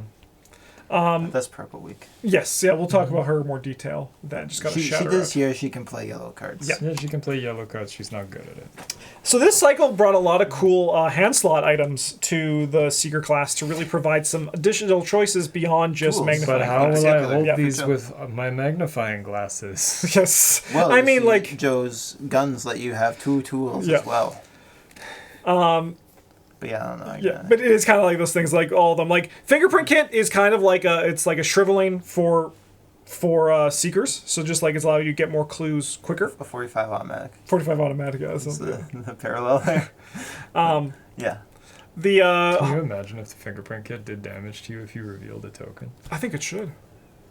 I mean, you'd always it did physical damage to you every time you drew the People- autofill token. Yeah, Whatever. people hate this card enough. I think it's pretty solid. Yeah, I mean, like, I think you gave like, I mean, I'm just looking at it, like from the PBG perspective. Yeah. Bryn had the worst luck with it, but you always gave it a good showing, right? And I think it just shows the card, like you have to just kind of accept, like that if you do auto fail, you're like, okay, that sucked, but I have That's other just ways life. to get Can through you it, just right? stop playing it in your deck? Yeah. Yeah. And I don't play it just because it's not. I don't like assets. That's just kind of like how it is. But I agree. Like I do think that overall. It's very reasonable clue Yeah. suppression. And then there's an upgraded version that also comes out later, which is also really nice. Yeah. Hawkeye folding camera was. I mean, I played a lot of it when it first came out. I also played a lot of it when it first came out and for a little while after. But I think a part of that is just because it's exciting to not just play magnifying glass when it first came out, like that another option. Because like this is magnifying glass, but not really. yeah, part of that I think we didn't appreciate the efficiency of magnifying glass around this time either. We were still the game was still like relatively young, Yeah. and we were looking at this. We're like, this is like magnifying glass, But more. But But I more. get +1 brain too. Yeah. Well, magnifying glass just always just does what it does. Yeah. Notably, though, Hawkeye folding camera still has good homes in any like brain, like Norman Withers, Marie Lambeau, Luke, like anyone who's using both brain and book. There also was the Scroll of Secrets, which were dog water until they got tabooed to be lightning bolt abilities, which is kind of insane that they weren't. The yellow one could still be in action. Yeah, like the level 3 version. Yeah. It actually is funny because we're going to be talking about Mr. Rook, but it feels like, because the two have actually switched, but just like seeing the difference between the two, the value of how they like looked at this, like this is worth an action, but Mr. Rook isn't, was kind of crazy. I remember trying Scroll Secrets. I'm like, this is like really bad. It's so slow. But at Lightning Bolt, they're very, very playable cards. Very good level 0 cards. I think this is when I played that stupid Norman deck manipulation deck. Because this there was like the purple one as well. And I was like, I can use this to manipulate people's decks better. And no, don't do it. Yeah. You can do that. Yeah, it's probably better now that they're Lightning Bolts when they're actions. Yeah. We had Cracked the Case, which was some really cool kind of like team economy in the Seeker class that the Seekers usually mostly end up just taking for themselves because they're Yeah, can you imagine if Blue had this? Oh my god. Like when you defeat a monster, gain money equal to its toughness. Yeah. Like, I mean, they probably will one day. I kind of hope they don't because it's more of the Guardian talk, but not having pressure on your resources is part of Guardian's class identity and part of what gates them. It's like giving Seekers extra secrets, right? Yeah, no, It's my point is just like how many yellow cards can you look at and be like, if there was a parallel that did this, but like relevant to the other color, Yeah. like how good would it be? You can say that about other classes too, though. No, not really, not green. No. Not yet. Well, if there was a Maybe this parallel to cycle. Lucky Cigarette Maybe Case this 3 and cycle. Seeker. Oh my god. There should not be a Cigarette Case 3 in the game, so that's cool, but After you successfully investigate, look at the top X cards of your deck for X amount you succeeded by, and then you can pick a card for each clue you got during that investigation. I'm sorry I derailed this. Delicious. But yeah, Crack the Case was just a very good economy card, and we still play it today too. Just like being able to burst like 3 to 4 clues on average, and you can split them up as you want. Even though like you usually take it most for yourself because it's like everyone's bringing their own economy plan. Yeah. It's nice to fill holes when needed. It's like, can I take one of those? I needed to play this. Yeah, sometimes your Guardian had a bad draw on their Crypt Chill and needs to play a weapon, and you're like, yes, I would like to not die, please. Yep. Yeah, and then they play a Colt and kill you with it. Yeah. Speaking of killing Crazy. something with something, we also had the Lexicon, which Oh, God. is Dying. a great fucking card. If you don't value the cards in your hand too much, which you shouldn't, because sometimes Because they're You'll just new, draw right? them again. It doesn't you'll just matter. draw them again, right? Yeah. So Call Lexicon was kind of crazy. It was a one of, so hard to find. It was, wait a minute, is it a tome? Oh, frick, it is a tome. So you Yeah, can just find it. that is what Library. Lexicons are, yeah. Yeah. So it's, you find it really easily, and then you can start killing things or getting money or drawing cards. Like, it literally is actually three. like, or all three, yeah. You choose the order. You want to just like kill a whippoorwill, you also can get a card. You know, you want to kill a whippoorwill, also need a You resource. want to Go kill for two it. whippoorwills with at the same time? Kill two whippoorwills with one blood ray? Yeah, you can. The Blood Ray also commits for Knotfoot. Great symbols overall. Yes. Yeah. This was a very thing, and like while I said earlier that like, I mean, okay, I do think that this card is actually, I think it's very powerful, but I think it also is, I think like the cost is pretty good. If like general Seeker card draw didn't make it as easy to find the Lexicon, or like being able to loop through their blood rights. Yes, if this wasn't like a reliable monster fighting weapon. Yes, like, but I do think that like overall, this is kind of like the Seeker thing that feels a bit more right. You have to spend your resources as cards, but unfortunately, like cards and resources just come easy to the class, which is where this card gets a little bit like overwhelming. However, with that said, we're pretty much, as far as I've heard, we're the only content creators that actually talk like super positively about this card. That's kind of interesting. I can't speak for all of them, but from what I've seen in our Discord, everyone's like, I don't like a Call Lexicon. I'm just sitting there like, every time I read it, I'm like, what? A lot of wrong people in Discord, it sounds like. Yeah, I mean, it's a little bit like, have you tried playing with it? Yeah, like it is a little bit awkward sometimes, and you shouldn't rely on it as your only way to deal with No. monsters. But as just a flex, the opportunity cost to put in your deck is so low. So low. Um, Yeah. And then Yeah, we it, talked. it bails you out of things you really shouldn't. Yeah. And then even if you don't need it to kill those monsters, it still does other things. Yeah, but this card from release to now, we still put it in like at least like one of us usually brings it. Like if one of us is playing Seeker, I mean not Bryn because He Bryn. doesn't. I wouldn't play Seeker. Yeah. Personally. One of us has it in our deck. Yeah. It's a good card. Yellow's the bad color. I don't like that one. Okay. We also got Death 13 as the tarot. So there was a tarot for each class. Well, there was a tarot for 4 of the classes, and then Survivor had a napkin with poop on it. Yeah, that was tough for them. But the Death 13 is like It's just good. it's just very good. And then this is also came out with Studious, which allows you for each one of these permanent cards, your hand size increases. So you can see 14 cards in your opening mulligan if you're really looking for something, which is a very big hit rate when your deck is like 33 cards. Almost to you. Yeah. Studious is quietly very strong. When these cards came out, they were both very nice.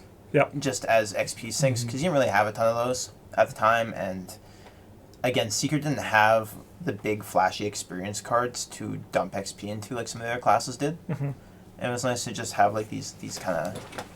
I mean, Death 13 is a relatively minor upgrade. Studious is deceptively powerful. Yeah, Death, Yes. Death 13 appeared is minor no at Ace the of time. Swords, but Yeah. Yeah.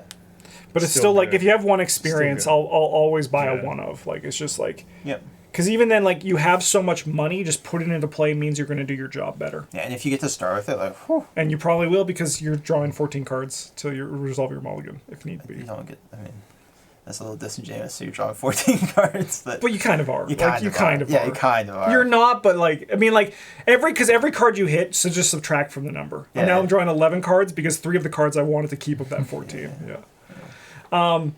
Oh, going backwards. I call Lexicon just like, don't forget about me. We have Knowledge is Power. So this card is very interesting for a large number of reasons.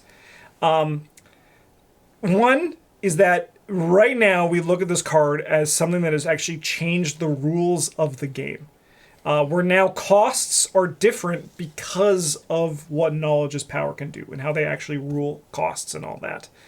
Just ban Knowledge is Power, and then I mean, no. We only forbid green cards in this game. Number 2 is that when this card was actually released, it was like there. yeah, Right? Like it wasn't actually anything No, that's like yeah, crazy, right? It wasn't actually that good because there weren't tomes that did like. Because, like, what are you doing with this? I know Crazy I'm activating things. my Scroll of Secrets, right? I'm activating my old Book of Lore. Like, the high end of this was, like, using the Narcotic Manuscripts or, like, a spell on, like, a higher spell card for yeah, you're like Mystics. Norman Withers using your Shriveling 5. Yeah, an or extra like time. Marie Lambeau to, like, Yeah. like, take, like, 5 action turn and just, like, unload, right? But then Baron Samedi kills all your friends while that's happening. Yeah, But, like, you do. it wasn't like crazy does. until they got more stuff that cheating on actions became like so hyper efficient, right? We're going to talk about in the investigator cards, but there was a little card called the Necronomicon that just kind of went absolutely nutty Nothing with how we've seen costs work. already. Yeah, can you imagine that? Like, I'm gonna throw away my card to put a horror on me. Yeah, Let's go. but yeah. So this card is just like it's been tabooed now to cost experience. But It costs 3, but I yeah. don't But the remember. big thing is that it actually changed how costs are like listed in this game. We're basically like, yeah, which is a big thing for a card. Like I mean, like Travis is right, you could just make it forbidden, but I do think that ultimately cleaning up rules and like making them like more consistent is probably better. But still, Secret Privilege, baby. yeah, it's the kind of the this card was truly Knowledge is Power. And then we also had Mr. Rook. Yeah, this guy likes knowledge. Yeah. Secrets. Notably, this guy was tabooed. Before we get into the discussion of how good he is, because he is very good, and this is a very notable card in the seeker class. He was tabooed to be, I think, like 4 experience. Yeah, Yeah, he was 4. like he went up to like the high point. Yep. He's now back down to level 0, and his ability is an action, which is really funny with how the Scroll of Secrets work now today, because it is kind of crazy That's what that these he's both went up got. to level 0. Yeah. He's the Yeah. guy with the Scroll of Secrets. Yeah. Yeah. So Travis, why is Mr. Rook? Why was he such an impactful card when he first came out? Well, he was really good when he came out. He wasn't truly broken until the next cycle. But when he came out, he was still very good. Being able to look at 9 cards. You could look at 3 or 6, but that was almost always wrong. So you have to look through a third of your deck for any card and if you found a weakness, you had to draw, but you still got your original card. Had Yeah. to draw it. Yeah, that's the big thing is you got to pick when you drew your weaknesses. So you got to draw them at times when they were least impactful. And effectively, the fact that you still got the original card too means you're not losing anything out of it. You're basically just gaining on hitting your, your stubborn detective or whatever on a turn when your guardian doesn't have anything else to do but kill him. And it's a lightning bolt, so you could actually be like, hey, you have nothing to do. I'm going to just not even spend any of my time to do it. Yeah, you can use to dig for answers to things like during skill tests during the Mythos phase. He had a lot of synergy with the research cards that we'll see later, and he's also 2/2 for 3, which is great. It's, like, Soaking pretty 2 okay. Hearts is great for Seeker at this point. The only other one, I think the only other ally that had more than 1 heart at this point for Seeker was Milson. Yeah. He wasn't super great. Yeah, I mean, this guy being a lightning bolt also meant that if you knew your weakness was an enemy, you could wait and see how your guardian's turns like played out and be like, hey, you got an extra action? Like, like hold on a sec. I'm gonna do this now because it doesn't say I can only do it during my turn. Because why would it? It's a yellow card. Yep, and then as your game knowledge increases too, the ability to do this as a lightning bolt is kind of just insane because you could actually just even like, if you know game knowledge, we're about to advance and like destroy all locations and move somewhere else. Let me just go grab my enemy that's now just going to get obliterated, right? Like it's crazy. That especially like I think like in the grand scope of the player cards, it's impressive what this guy can You do. got to do it 3 times. Yeah. But just like again, It's like your entire deck you get to look at. It blows my mind just comparing it to Scroll of Secrets. And he also, if you saw multiple weaknesses, you only had to draw one of them. So you got to pick whichever was like least impactful to you at the time. Yeah. So good. All right, the Circle and Done campaign brought the Haunted mechanic here, which was it just forces you to place clues. It doesn't force you. That's what the master bedroom does, the one that always gets us. But if you fail, it's like retaliate for investigating. That's what Haunted is. Are the cards supposed to be crooked? Yes. Yeah, always. I always put a little angle in it for you. Every time. Notably, too, though, this was What? No, man. This was a campaign that I think was... It doesn't get the backlash that other ones does because this is a campaign that says, hey, you're going to need to actually flex. This is like because you're split up at the beginning, and as a Seeker, you're probably going to get one of these goat spawns, right? So I think I put that relevance here for the Seeker, like you need to like adapt and go with that. And then there's also the Watcher's Grasp. There's like you're probably going to like have to just be more cognizant of enemies for as a Seeker in this one, and then if you're not Ursula or like using your Inquiring Mind, you can take a lot of damage from treacheries on this one. But overall, like you weren't really affected by the triple cards because they wouldn't make you the fool. Because the benefit of being the Seeker, as I was going through all this, was just reminded me where if you die, everyone loses. So like they escort you through the mission, which means that you're never going to be choosing to be the fool if you can avoid it. Yeah. Correct. Yeah. Unless you're stupid and you're like, I'm Joe Diamond. Yeah. Yeah. Or like you draw it and then you're forced to be the fool, but then they're always like, I think we'll put a doom on it and you could just get us out of here, right? And you're like, no problem. You can get an extra turn with the clues and you're like, yeah. But yeah, I think like again, but Haunted didn't really hit Seekers. Haunted is like the inverse of what it should have been. Yes. I think. Yeah. Where like Haunted should have been like, if you succeed by more than 2, bad thing to you. Yes. Yeah. If you fail, good thing to you. If you fail, nothing. Like old school Arkham encounter cards. Oh yeah, I remember the You family. succeeded, cool, take 2 damage and get some dynamite, buddy. If wouldn't the inverse be if you succeed, good thing? If you flip it, be succeed, you get. No, a we're bad not flipping the effect. entire effect. We're just flipping the trigger condition. Oh, okay. So if you succeed, bad thing. Yeah, if you see by a certain amount, yeah. Like it's because it is like very much if you're playing yellow, you don't. You ain't gonna fail. Yeah, but then you look at you as your survivor, you're like. Yeah, you're playing. You're playing. You're playing Duke, and you're like, so I can investigate 4. Brought my own realm of torment, you say. Okay. All right, we then got to Return to Path of Carcosa, where we got an upgraded logical reasoning, which now does it for each clue you have to a maximum of 3. So just like... Yeah, the other... I don't even remember what the other card for this one was. It also kind of sucked, I think. Yeah, I mean, that card is like... for experience. There's a guy in stones. But it's also This one's like, when this one's like a haymaker for the game when it's good. yeah, right. Yeah. Like Yeah. I mean, I think it won our silver bullet in the yearbook. I think it did. You just really blow the game out when it's good. All right, Yeah. and now we're going to go on to Dream Eaters, which has given us 2 very strong secret investigators, 3. even though, I mean, I guess 3. But I was like, who, Honorary. yeah. Mandy Thompson is our first one here. She is responsible for some tabooing of more than 1 rogue card.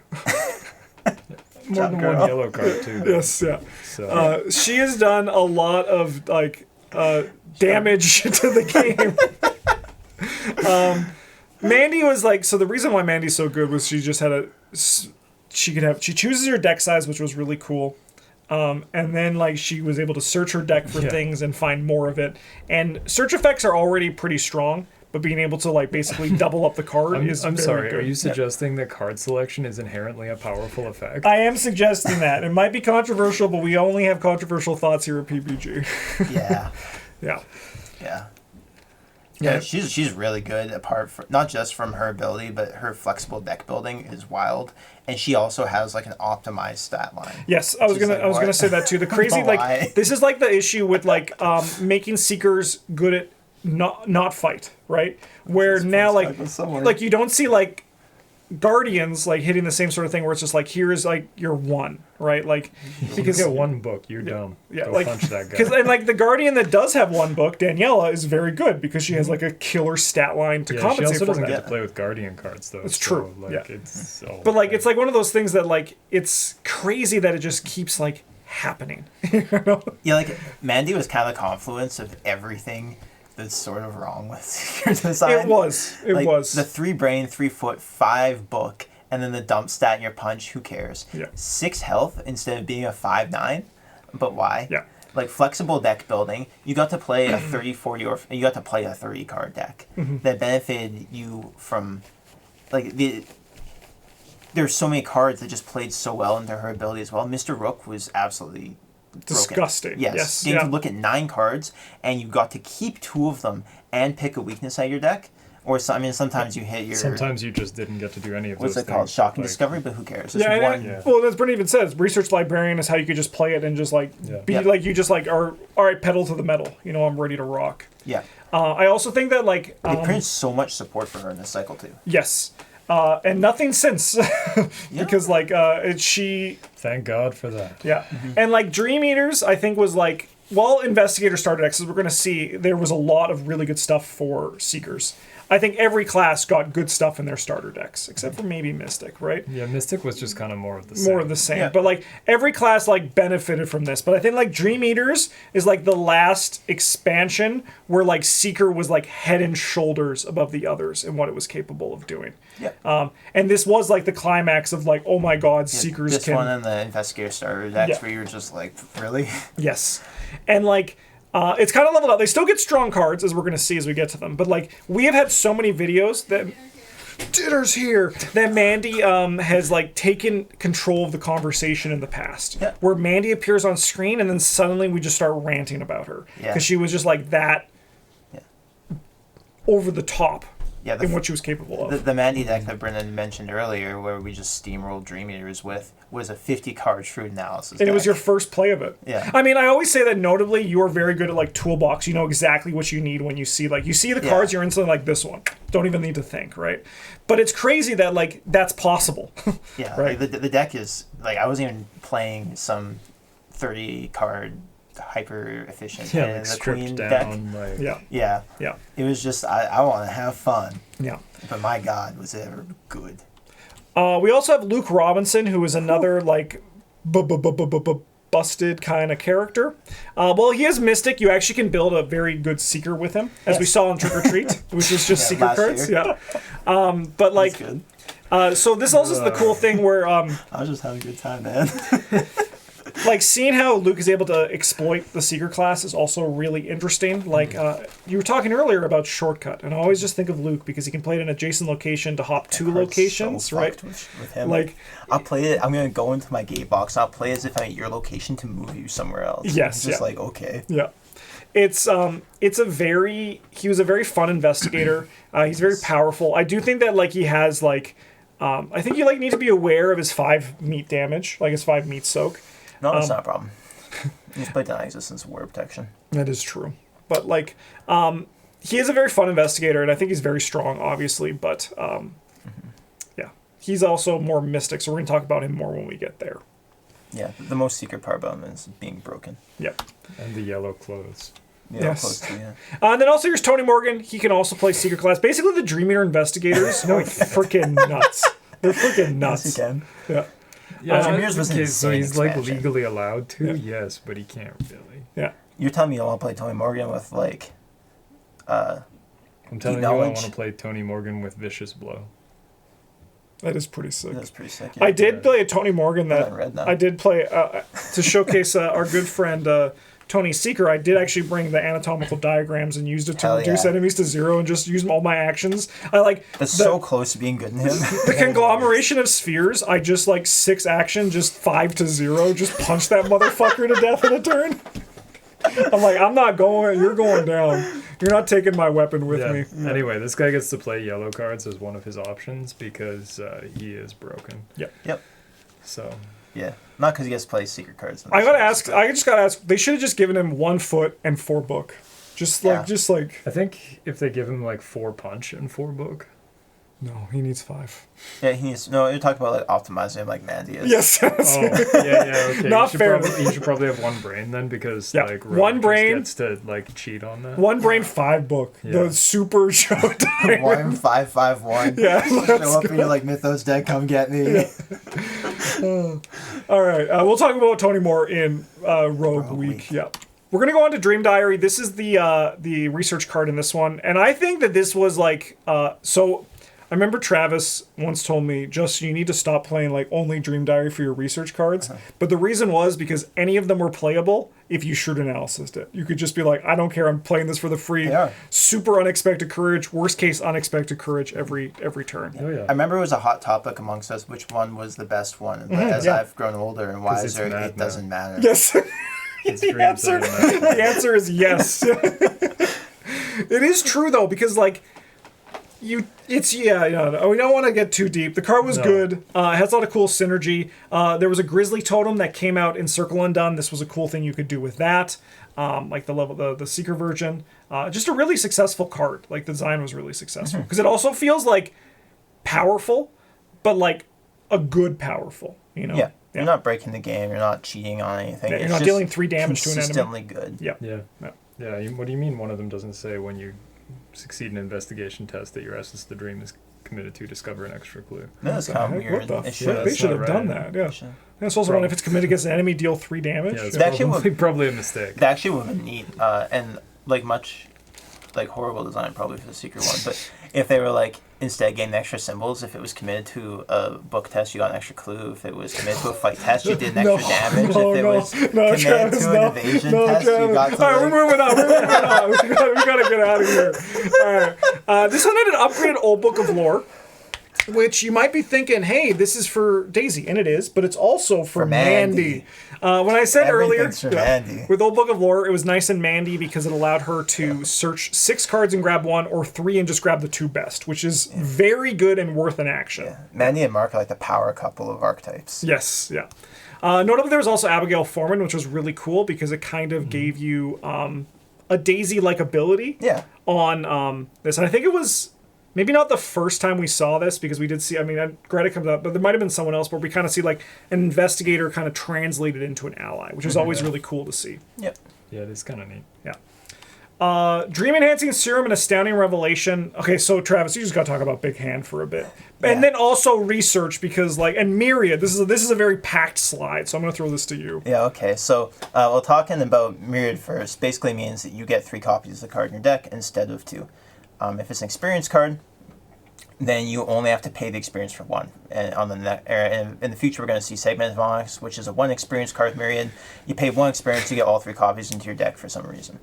Dream Enhancing Serum was there to reward you for playing with these Myriad cards, because when you draw an extra copy of them, you can reveal it to show people you aren't cheating and just drawing cards when you feel like it. And you get to draw an extra card. And then, but how am I going to hold all these cards? Well, Dream Enhancing Serum does that as well, where for the purposes of hand size, the cards with the same name only count as one card. So you can have 3 Staggering Revelations in your hand because you're bad. You drew them all. You actually never need to discard cards because are your teammates going to look at your hand? Yeah. That's not going to happen. Nobody knows. Yeah. Nobody knows. Dream Enhancing Serum was one of the first cards that show up quite frequently later for Seeker, where they're sort of utility cards that sit in their arcane slot and make a little bit of use out of that. And Staggering Revelation is really, really good with Mr. Rook and Mandy because you want to search through your deck and then you get to reveal your Staggering Revelation. Either you're just getting $2 for free off your search, or you can put a secret back on Mr. Rook and use him again. Which seems like it sounds probably pretty good, and it is. It's really good. So let me get this straight. So with Mandy, for you get to look at 9 cards. Yeah. You get to grab 2 of them. Yeah. Get a weakness if you want to get rid of it. Yeah. Because you did find it and you want to draw it when you want to do. Yeah. But then also you get to remove a card from. You're removing 4 cards from your deck Yeah. as a lightning bolt. Yeah. For no charge. Because you're getting the secret back. Well, you could spend a charge to get $2 Okay, so if you intend to use. that Mr. does Rook seem for- pretty good. It is pretty good. Yeah. That's a pretty good rate. And this was this was honestly, not to sound hyperbolic, but kind of inexcusable. A little bit. Yeah.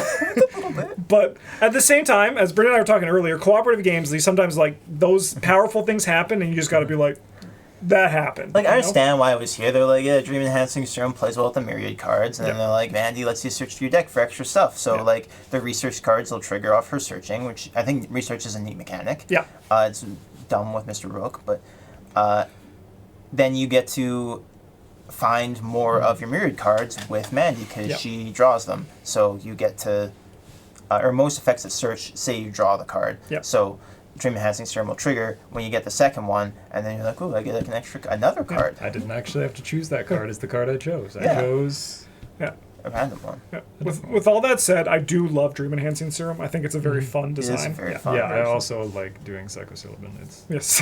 Okay. It's a science card. we like everyone does, right. don't they? But we're not finished yet. No, we're like halfway through the junior slides, man. Yeah. I think a practice makes perfect. Are you having Eye fun, of Truth. Bryn? Yeah. Eye of Truth. This is really this, and then going Yeah. into starters is, this is like the. I mean, we're already 96 minutes into this video, and we haven't we're still going on monologues here, but it's true. Practice makes perfect. There's a lot of good practice cards, and being able to multiple times is really good. Yes. Mandy is able to grab 2 of them. Yeah. Yes. Yeah. Yes. And you get them both back if you succeed the test. Yes. So some notable practice skills, we have Eye of Truth, but also more perception, deduction. It's perception, deduction, and then usually a sort of fillery card. Yeah. There was less options when this first came out on the scale, but as this, practice makes perfect is just going to keep getting better as more practice options get Yeah, printed. there's a plan of action. That didn't come out yet. I know, but You're just going through as it. a practice card that I've played. There's ad also nauseam amount of analysis, time. which is really Analysis is another one. There was one. I thought there was one other secret card, or there was definitely one other one that you could commit to book tests for practice makes perfect. But Notably that these are also just really good for other classes too, like Guardian Seeker, get Vicious Blow, Overpower on this. If you're Mystic, you're going to get Promise of Power if you have Innsmouth, or Enraptured if you want to just keep loading up your stuff with it, right? put more secrets on Mr. Rook, exactly, right? Yeah, that's wild. That's possible That with gets all that shit too. Yeah. Eye of Truth was, I think, still a lot of people's most fun card that It's people will extremely just fun to buy play. because it is very fun to play. The style on the game. Yeah, being able to say no to just basically you ward a protection a card, and also then everyone else ward a protections that card for the rest of the game. Yep. Yeah. Yeah, it's just good. Yeah. It is worth the 5 points. Yeah. Yep. But that is not all. We have one more card here from Dream Eaters in the form of Segment of Onyx and Pendant of the Queen. No, that's not here. This was another card that Mandy is responsible for tabooing. Yep. It's a myriad, so you get 3 of them. Thanks, A girl. lot of people have theorized that with myriad, you originally had to buy every copy. That would make which a lot more makes sense. Pendant of the Queen make more sense. A 3 right? experience card, yep. Yep. But you only had to pay 1 experience for it. And if only you had to find stuff. And then once again, Dream Enhancer and lets you took advantage of it. This was a very gross time to be watching Travis play this game. I had a good time. Yeah. I was just taking naps. Yeah. I don't need to be Yeah. here. We actually also saw this on the channel yesterday of Bryn playing it, and the realization that, yes, when the Pen of the Queen is empty, now it gets removed from the game, which is good. They actually have gotten a lot better at removing cards Yeah, removed from the they're game. good on that one. They shuffle back into your deck. So the idea expected, was yep. that you just got your deck low, emptied your queen, did it again. It's crazy. Yep. Yeah, it was a very powerful card.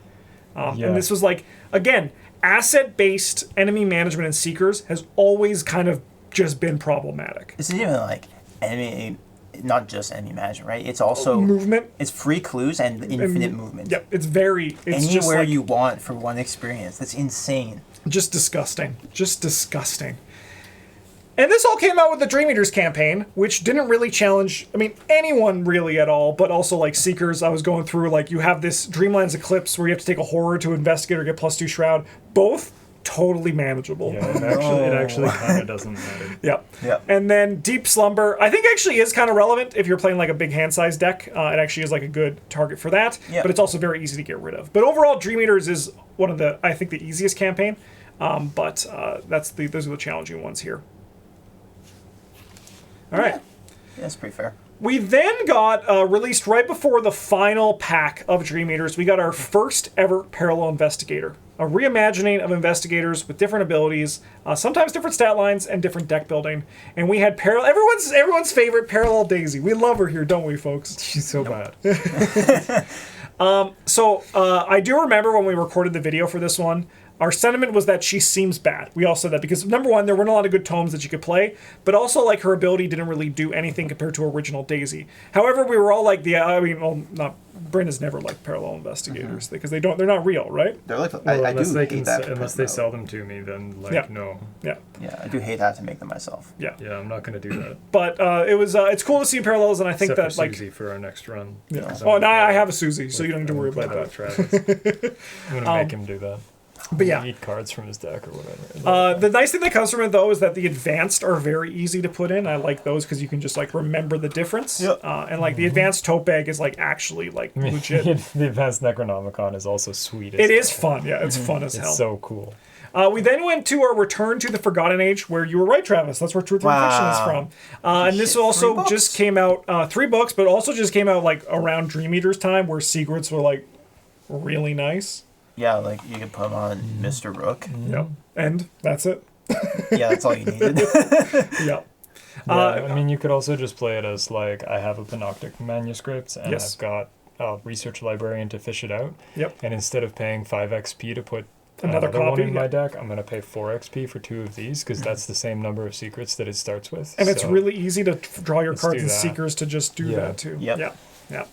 We then went on to the Investigator starter deck, where each class got one of these. And Harvey Walters is just the Seeker's Seeker. 5 book, 4 brain. Other stats don't matter. Nope.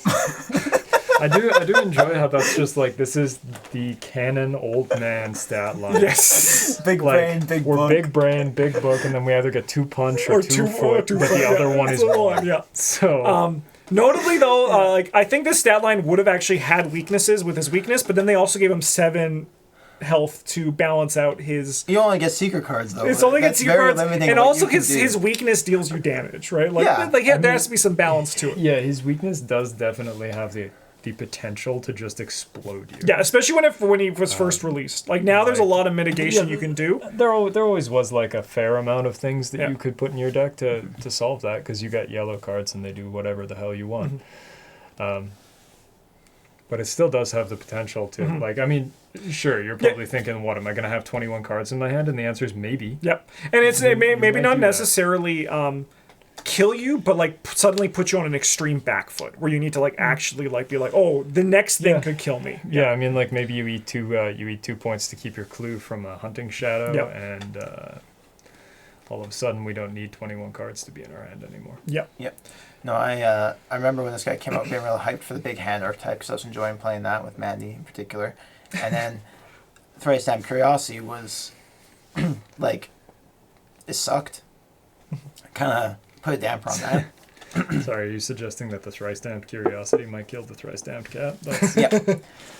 And I think definitely true. I think that was kind of put a damper on our evaluation of Harvey at the time. And he's just like the secret one from the group. He plays big hand, and it's like a little bit risky because of thrice-stamped curiosity. But then later we have recognized him for his true power, which is just being a seeker and drawing an extra card every time. Yeah.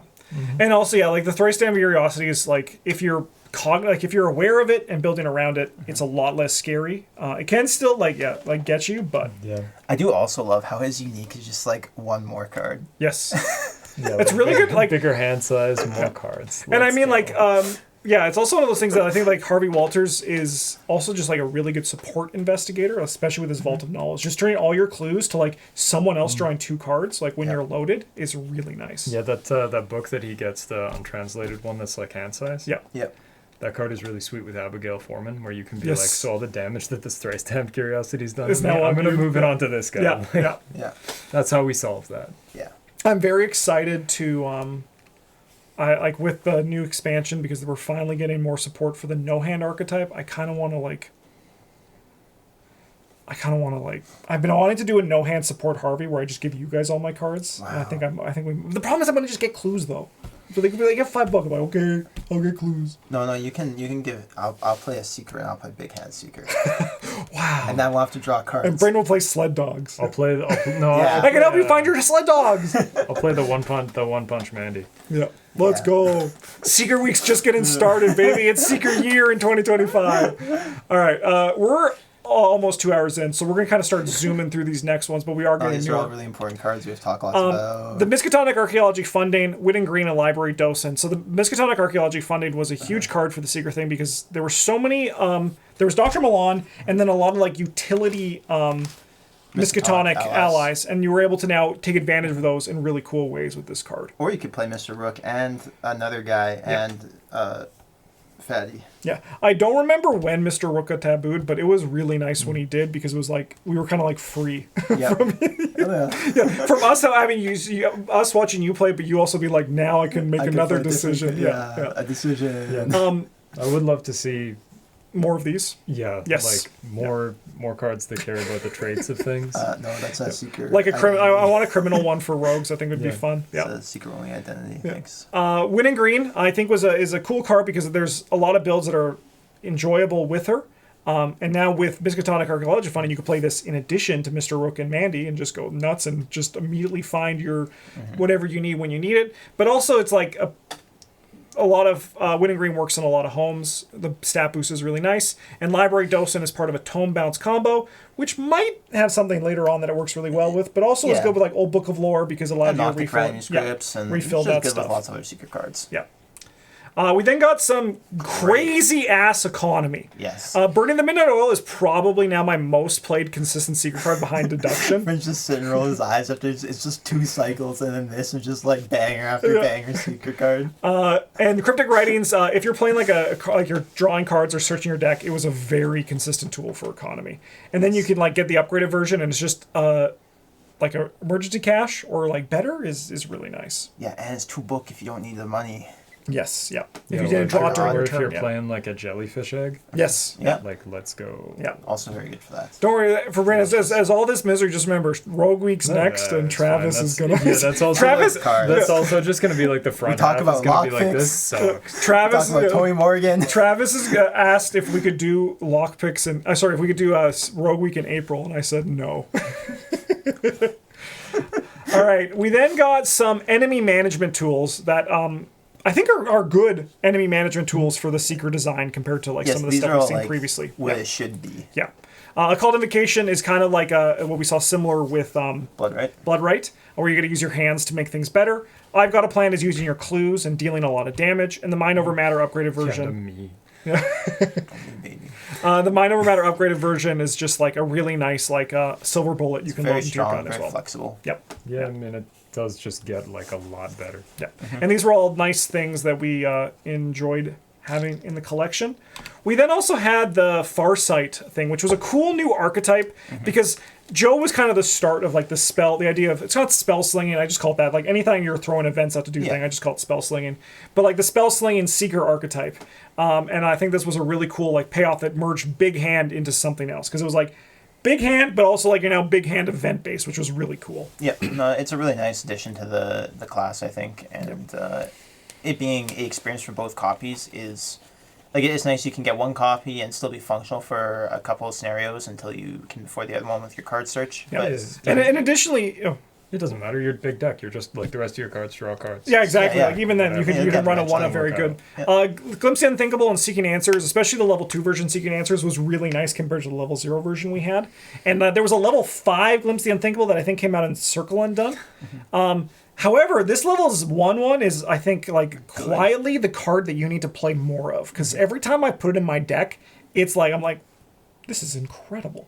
You should play more of it. It's very good. Yeah. Seeking Answers, apart from feeling absolutely filthy playing Luke, is just a really solid clue compression card that also can bail you out of a monster situation with the 2-foot icons sometimes. Yeah. Really nice card. We also got an upgraded cycle of all of the skills that were in the core set. Upgraded Perception, like upgraded Overpower and upgraded Guts, and even upgraded Manual Dexterity. These cards are just like good workhorses that just like give you more. This one became especially... It's like borderline broken. It became especially crazy when we see Amanda Sharp coming out in Innsmouth. Her ability to... It's like, okay, I guess. 5 and draw 6 cards. For a turn. But just this again. like it is true because like when you compare this to like Overpower and all that, like they're all playable cards, but the reason why Perception is so good is because card draw is just rewarded so much more. It's also not situational. Like Guts you play when the game makes you make a brain check. Unless you're a Mystic. It's a purple card. And then foot or the foot one you probably need an enemy to evade. Is the most common situation. At least when these were released, this was the case. Now, not so much, but yeah. And the fist one, you need like something to punch. And then this one, you're just taking your turn. And that's kind of like the Seeker issue, right? Where they were the ones that you always just were able to do the thing because you were the game. Yep. Yeah. Sorry, how much did Rex need to succeed by again? 2. 2. Oh, it's about 2. Yeah, it's the number. It's the That's number. not easy 3 though. Okay. That's not quite right. No. Yeah, But it's that's even easier. Easier. And then the last notable card here from the Investigator starter decks is a card that was tabooed insanely quickly. Not the quickest. I'm pretty sure the quickest is Drawing Thin. I think that was the quickest taboo.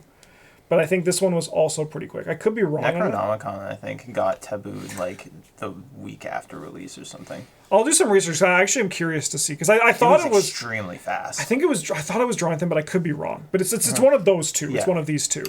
But Necronomicon here. This is also, remember, knowledge is power. Baby. So, 6 books. Yeah. The knowledge is power was insane with this as well. This card was crazy. It's crazy. It is still crazy. It just costs 8 experience. Costs 8 experience, yeah. Yeah, like the fact it doesn't exhaust for any of the effects. Like this is like the kind of power you expect from Necronomicon. But Yeah. I do love how they slapped 5 book icons on. Like you're ever gonna commit it, but just to really hammer home, this is like the pinnacle of Seeker cards. Yes, yeah. Yeah, you don't wanna play this card with like shaving in a suit. Why would I do that when I could just play this card? Or just magnifying glass. Because you have to make it better. Yeah. Yeah. You have to use all of the parts of the Necronomicon, Travis. It's not that hard. No, you only need the one, which is the play. No, you draw have to 6 cards, use and get back all up of the parts. Yeah. all the parts.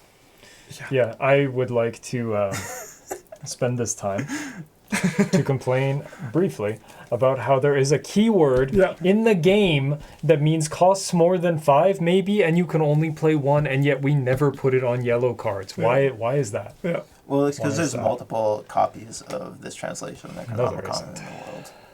I think there canonically is. Nope. And then Travis's final note on the Investigator starter was, holy fucking shit, was Circle until now a good time to be a Seeker. Yeah. Amen.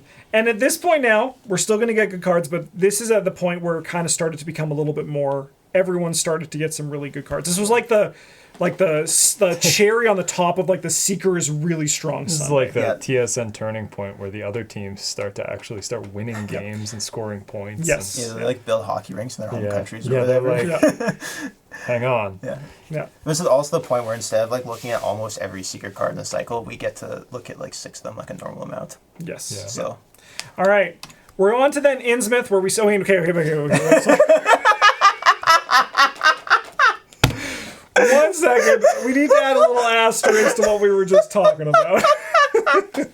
So Amanda Sharp, I got to talk a little about Amanda Sharp because she was a very interesting investigator when she first came out. I remember Travis and I had a lot of conversations about her, and like there was such a we didn't really know the way to take her when we were first playing her, because I remember we were talking about like, because I built like a hand size deck. And I was like, I don't know how it's going to do. And you theorized, like, maybe it's not going to do well because you're not actually getting hand size positive with her ability. yeah. And I think that's the showcase of what Amanda is, because she's very difficult to actually, like, pilot. But when you can pilot her perfectly, or, like, even just, like, great, it's insane what she is capable of doing. She is, I think, like, at, like, the ceiling, the strongest investigator in the game. Probably. At the floor, she is garbage. She's very bad. She's got 2s. She does have 2s. Yeah, so She just like doesn't you're do gimping anything your team else. by playing her if you don't know how to play her, but if you know how, then you are the team. Yes. Yeah. Also in Innsmouth, we had Trish, who is Also extremely good. extremely powerful. God. She is the showcase of like to me, the strongest class on the high end is Rogue. The strongest class on the level 0 end is Seeker. And she is like the marriage of those two things together, and she can just do everything like perfectly. Yep. And she's also really fun. Like, you can do things like any build with her works, just because like her card pool and her ability are so good. See, Yeah, Bryn, except Rogue like is- Rogue Big Gun. That's probably not great. No, you can do that. That's You, fine. honestly, you probably could. Just brute force for your analysis. Analysis. I think we- Analyses. Yeah. Or your Analyses. analysis. Yeah. But see, Rogue and Seeker are not enemies, Bryn. They're friends. They work only Nope. through being together can they achieve their true potential through investigators like Trish and Mandy and Tony. Tony doesn't want yellow cards. Yeah.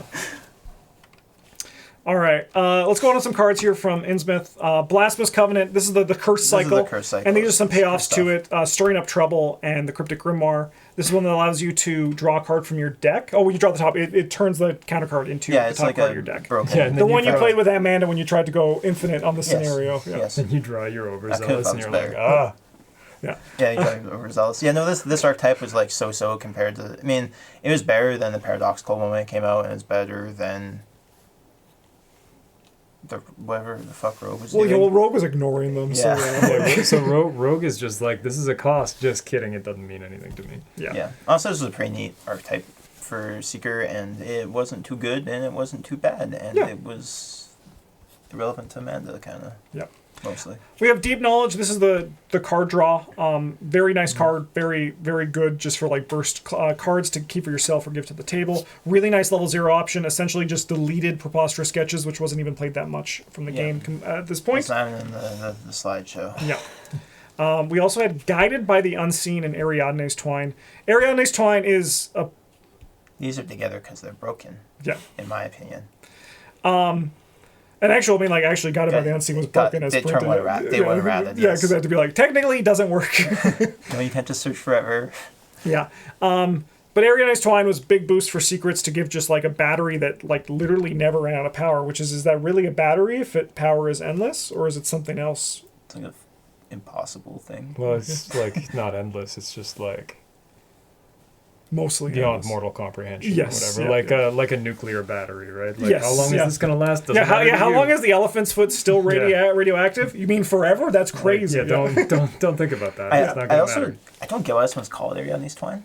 Was that like that doesn't really seem to? It seems like they just kind of slapped something onto the name. Oh, yeah. It's because they're not talking about Ariadne of Greek myth. They're talking about Ariadne Oliver, the Hercule Poirot character.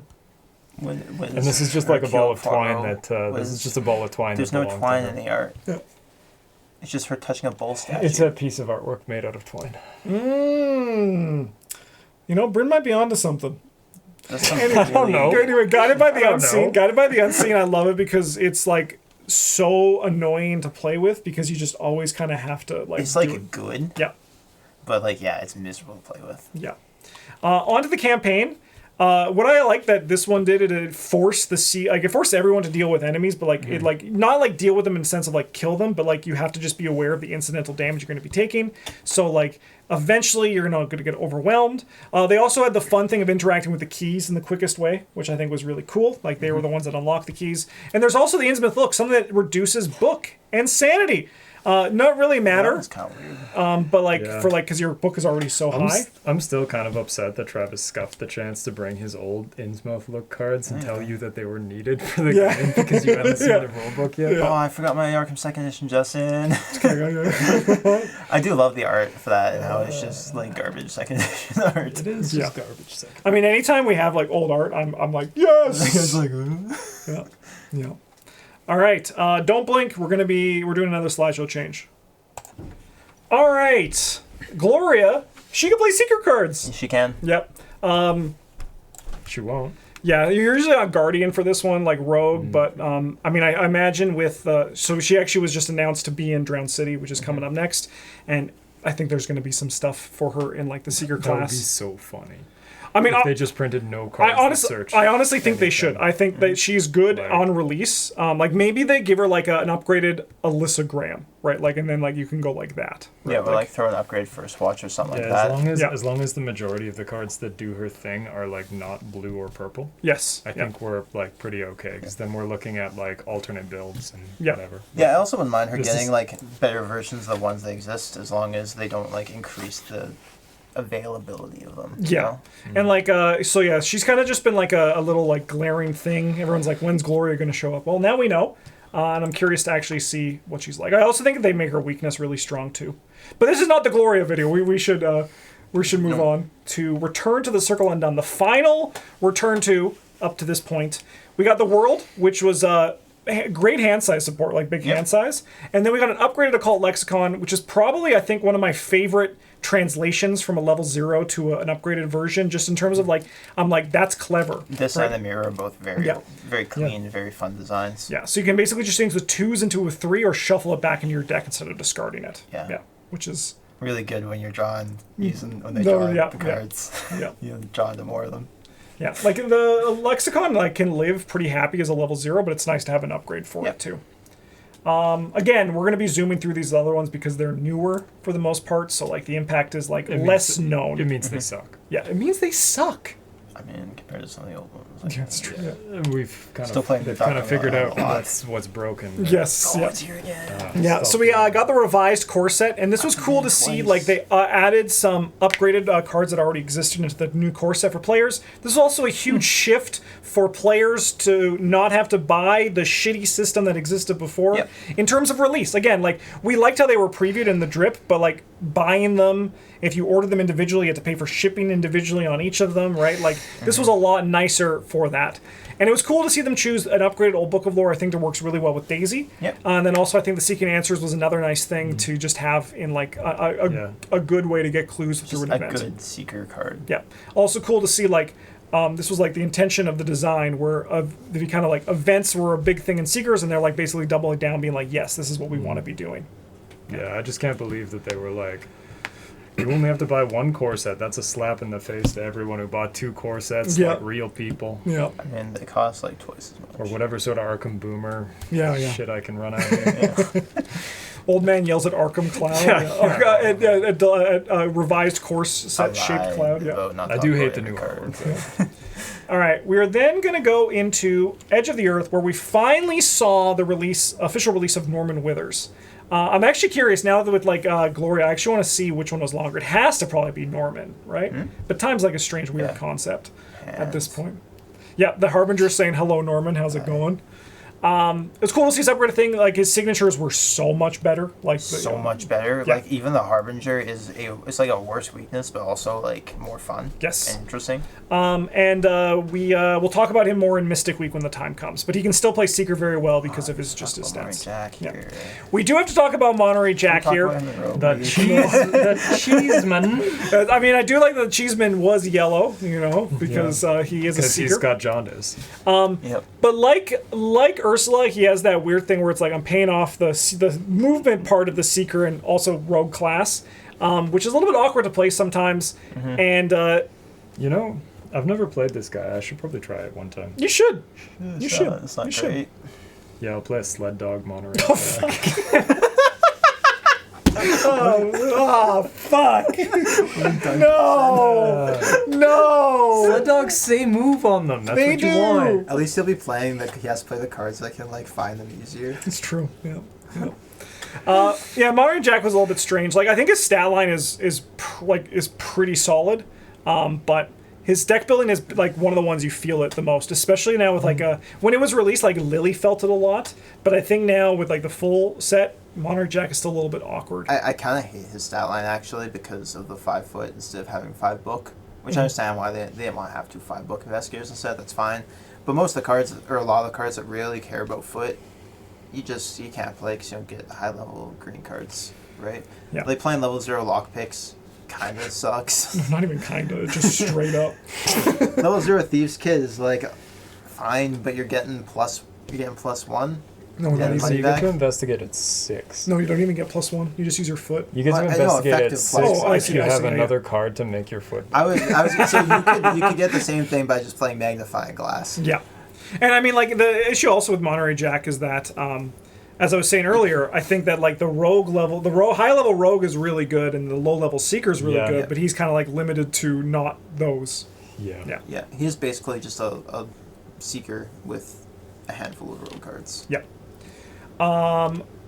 Jeremiah Kirby was an ally that came out that I remember we were all very excited about because it was like, we actually saw, like, this can be played over Dr. Milan. Yeah, there's a reason to play this over Milan. And we would feel good about it. And then, long live the king, Dr. Milan put his claws into Jeremiah Kirby's claws and threw him in the gorge, and he was tabooed. Crevasse.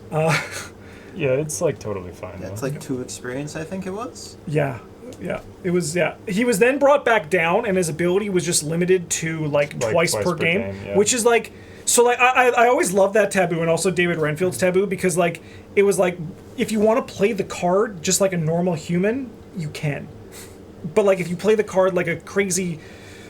You just want to break it, like, you could play untabooed and do it, right? But, like, it was just like the card is like, no, this is a level 0 card, and it should be a level 0 card, and we just, like, made it work the way it I do should. like it in this context, but there's definitely context I could see it. Like, if they were like, you can only play them 4 times per game or 3 times per game, that would be miserable. Because now you have to keep track of how many times you play per game. Yeah.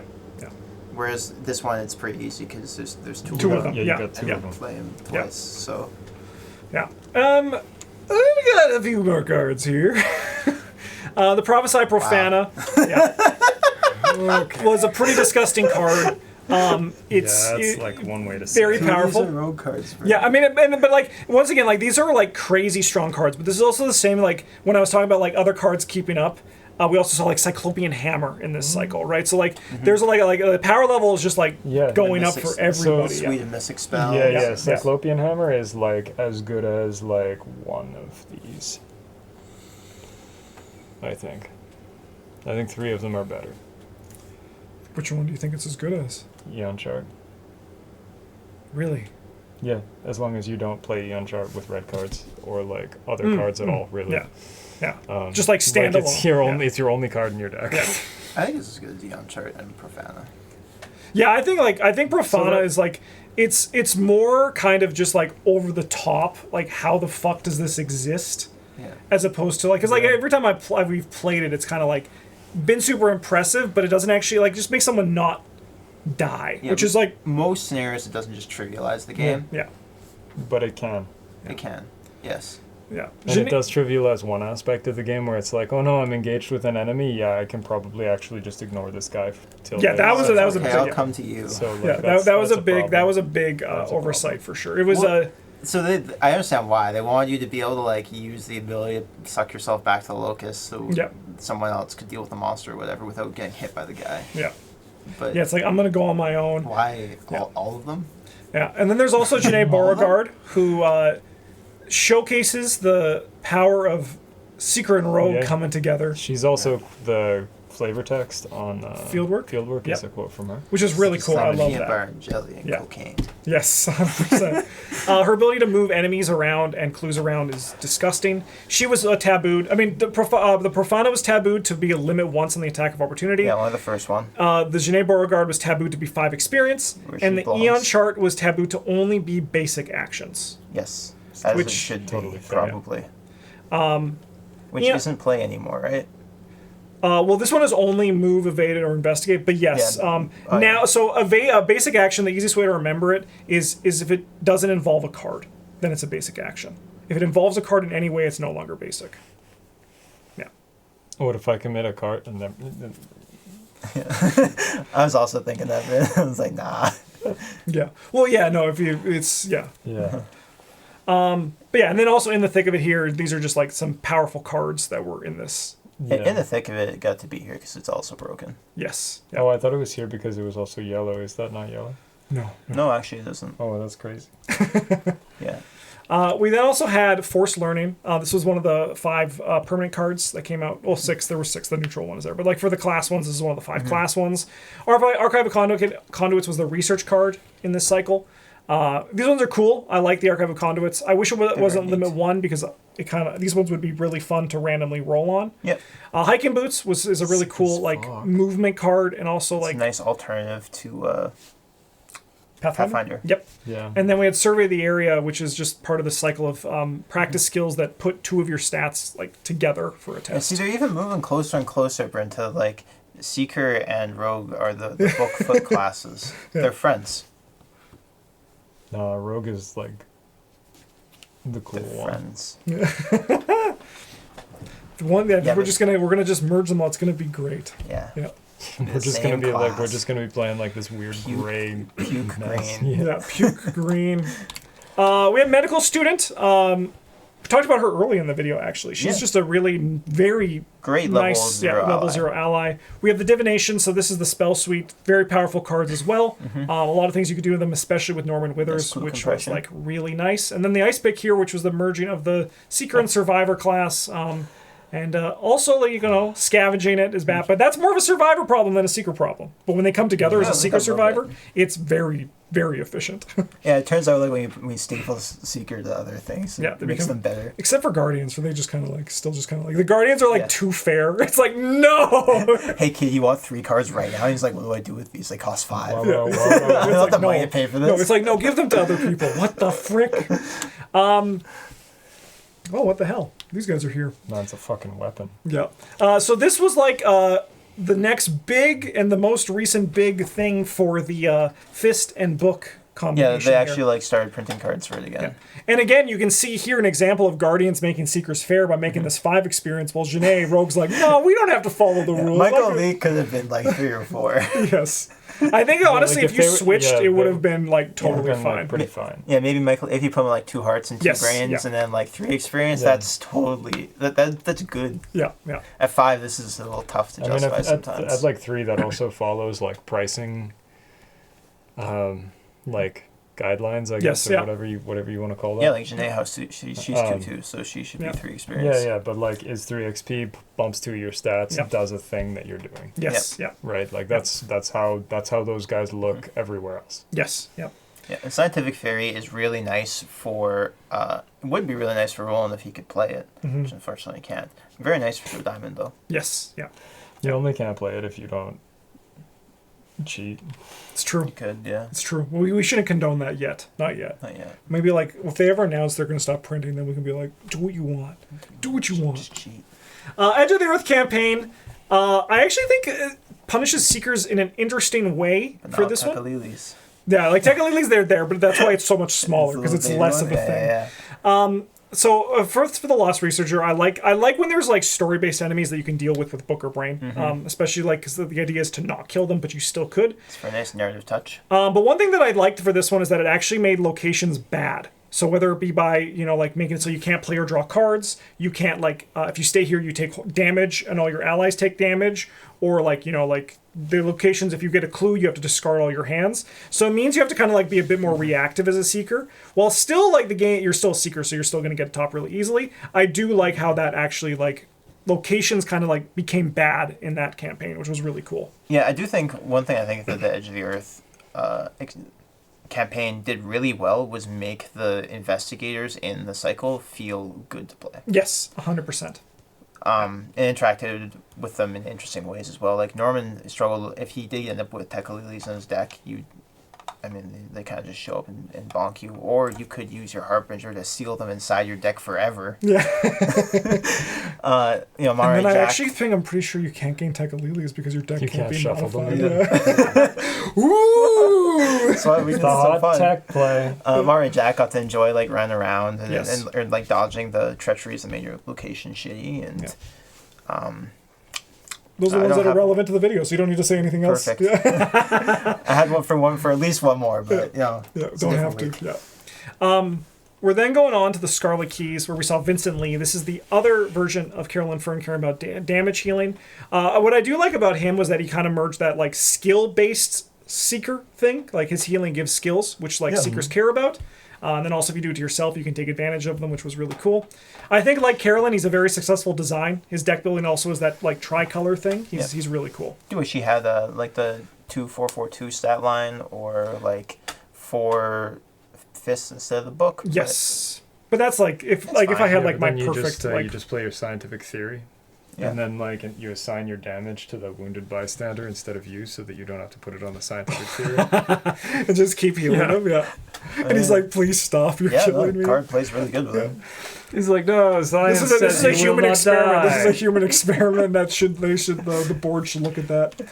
We also had Carson Sinclair, who can get into seeker support. Most notably here, I think, is a card like Guidance, which really became a notable card with Carson Sinclair, which is really cool. And then we also have Daryl Simmons, a survivor. This was the investigator I always wanted for a long time. And a little bit of PBG lore. He was actually spoiled on my bachelor party. And I remember we were at the restaurant, and I was looking at my phone. I was like, guys, look, they spoiled Daryl. You guys are like, Justin, stop. That's just a little PBG lore for all of you. He plays Seeker very well. Because a lot of... not many Survivor cards give evidence. Not many Survivor cards give evidence, and that, I think, is an oversight. But we won't worry about that right now. Yeah, you think evidence would also be more of a Guardian thing? Yes, yeah. Police sort. That would be neat to see actually another police, someone who can use some of the maybe a couple of red cards on the Seekers, but primarily Guardians, police. Yeah, that'd be really cool. character. That'd be really cool. Yeah. All right, onto the cards here. We're starting with our 3 customizable cards. They're all pretty good, Bryn. I mean, one of them's really good. One of them's 2 of them better are than pretty the other good. one, 'cause Yeah, I know Ravenquill one. was spoiled by these really cool guys. I mean, they are pretty cool. But yeah. I think they suck. But so we're not big fans of the customizable cards here. I like Alchemical Distillation. I think that's a fun card. I think that one's simple enough that it's what did we change about Yes. adding XP to this? Not really that much. We just 'cause it tweak does how the thing you words want on to do. the word on the card, Yeah. what it does. Yeah, yeah. Right. As opposed to the Ravenquill, where it's Yeah. what does this do? I don't know. Let me I check the played that light. card in 2 campaigns. I can tell you what it does. Yeah, let me check the light novel, and I'll get back to you. With next that time. said, it is very fun to build around. I think it's one of the more interesting ones to explore. And I think Empirical Hypothesis, which notably has just been tabooed to you can only activate its you draw can't card play twice. in your deck. Yeah, I got you. No, they don't ever do that for secret cards, Bryn. But yeah, it's also just a very nice, powerful, You mean customizable it was option. broken to sit there and accumulate evidence and then draw 8 cards in one turn. We're not going to worry about I don't make the rules. it. We also got some nice, Good level 0 stuff. some good level 0 cards. We have Grim Memoir, which Great was tone. really nice in Daisy because it makes her Rex Murphy. And as we all know, being Rex Murphy is the quest that everyone hopes to achieve. It's not quite Rex Murphy, but it's good. Yeah. And then we have Map Yeah, but you can play this. in Rex Murphy. In Yes, Rex you can. And also, it has the succeed by 2. Same, it's the same thing. Yeah. Yeah. No, you're right. It does. Yeah, it also gives you +2 book. I mean, I think you need to bring Rex Murphy crazy. back. It's been a while. I think we need to see It has another been a one. while. Bryn played Rex once. Maybe I'll just force him next draft. Yeah. No. Yes. Yeah. I guess we don't have that many free builds anymore. Yeah. No, Also doesn't like matter which one we're drafting. it's true. Yeah. Yeah, just like for like blind run of the Drowned City, Travis just like, I'm playing Rex. Yeah. Untapped, you can't stop me. and then afterwards, like this campaign was too easy. So funny. We have Map the Area, which we actually spoiled, and we Yes. were kind of like, it's fine, but it actually plays much better than it reads. Yeah, It we all gives me love like a new appreciation for these kind of effects. Yeah, it turns out that card is more than fine. And then we also have Analysis, which is a very nice practiced option for Practice Makes Perfect. Also really good for just general test security. Like in the, I really like it in Minty Fan to make sure you you actually get rid of your King in Yellow when you want to. Yeah, it's also a really good support for the clue drop archetype. This came back. It's quick study. Yeah. It only took him like 6 years or whatever. Yeah, a long time. Yeah, research notes is tabooed now. I don't remember what it does differently, but it's functionally very similar, so I wouldn't worry too much about it. Yeah. Press pass is like really where the action for this archetype is, and you get to get extra actions for putting down your clues, which is, I mean, like, you know, you get +3 your test. Yeah, spending yes, or get placing, to- it's really, really nice. Yeah, and like it's nice. It's also very like secret coded. That it's like it front loads or it loads the action for you. So if you do it during a different phase with like forewarned or whatever, you don't have to lose out on getting the action. Yeah, you can just yeah, take it 'cause during why- the turn. why would Yeah, you- yeah. Yeah, Why and would you not get that? William T. Malson, he's working on something even bigger, and he's so much better. Yeah, than he's his- very Can you wait for levels level are- 5? Yeah, when he's working on Wilson, something he's working on biggest. something Yeah. biggest. Yeah. Clone your location, draw a card from your deck instead of Mythos deck. Wow. But like the thing that he's working on is probably like clones of himself or something. Yeah. Dr. William T. Oh, he's Malson's- myriad. Oh, that would be kind of sick. would be yeah, cool. yeah, that would be kind of sick. Wow. All right. We also got some upgraded. We got an upgraded fingerprint kit. We talked about this earlier. Just like more. When's our upgraded 45 automatic that gets to So level if 4? you and use does We this? have a this. secret on that. No, but I want a bigger one. With Rex, Sorry, you- sorry. I made a mistake. It's true. Sorry, what, Bryn? how many deductions is that with Rex? A lot. Just 4. holy shit. It is get. That is it's get. 4 It is get 4 clues. It's not 4 deductions. It's Yeah, like there's a lot of clues yeah, on it's that. a lot of clues. Grey's Anatomy is really fun and interesting for both. I mean, Carolyn and Vincent should be allowed to play. Like they should, but you guys should just template it better. Yeah. It's So a cool card though. Yeah. Very cool Yeah. card. And then dissection tools is kind of like a little bit of support for that combat-y Yeah. thing we've been leaning into. still kind of like missing like the home to really make it sing, because the reality is that when seekers have 4 book, they just want to hold a magnifying glass and investigate. It's just like it's like a siren's call. Yeah, Yeah. I mean this is really solid for what's his name? Detective Crab hands? Man. Oh, Joe Diamond. Yeah, Crab hands is actually. Sorry, I his name. spoiled an I spoiled a card from Drowned City. That's how. That's- All right. Because it's a tool that gives you plus punch, so you can hold it in your gun Yes. yeah. and do surgery on people you shoot. Yeah, no, these combat cards are really tough for Secret, I think, because they can't print secret weapons to take advantage of them, so you're entirely dependent on like Whatever your other else you class. can- Yes. Yeah. I also think this card would have been better if the fist and foot were switched, because then you can get like the evidence quicker on the next one. Yeah. I understand it's like Hawkeye folding camera, where you have to like bury the lead a little bit to like get to the one that you actually want to do that does the thing easier. But Yeah, still. but I don't really want either of these, so No, that is true. Most people don't. Most people don't. As for the campaign, honestly, this one I think is like punished Seekers the least of all the one I was looking for, this which one is is actually like, so to deal with the enemies, you have to do the thing. yeah, you have and to like investigate. and they Like, make oh, the no. shrouds higher, which Yeah. is also not a problem for you because you're a Seeker. So there's not really too much to say here. Hollowing, Who cares? who cares? Like you lose. I mean, it doesn't matter. It doesn't matter. This one doesn't really affect Seekers at all. Yeah. It actually like rewards them with the concealed stuff. Yeah. Yeah, you just kind of like play the game. We got a parallel Monterey Jack. What? So the coolest thing about the parallel Monterey Jack is you can just pretend it's his actual backside is for that, and then you don't have to play the weird parallel Monterey Jack. Yep. Which is really nice. I think the Edge of the Earth ones are like some of the only ones that I would enjoy mix and matching, because like their it's like, Roland is good mix and match as oh, well. I can believe that too. But- Yeah. Yeah, but- no, from the other ones. Yeah. But he's cool. I like him. I like him a lot more than regular I Monterey do too. Jack. I think he's got a lot more texture to him. Yeah, I do want to try doing the backside with the normal front side just to see like what that's like. But he's really nice. Yeah, like texture and cheese is like mostly a bad thing. That is true. My cheese is crunchy. We also, That's not good. this was a little bit out of order, but we just want to end with Hemlock Vale. We have Parallel Rex Murphy that was already released. He's a mix of Clue Drop and Curse. Okay, who cares? Who cares? He's the same guy. Yeah. He is the same guy. Yeah. Much less strong than regular Rex, but thank God. If he was stronger, we'd have a problem. Yeah, I do really appreciate that they took the opportunity to make a Curse Rex. Yeah. I also like his advanced Curse. It just basically, it's just less, it's still like, What does it do?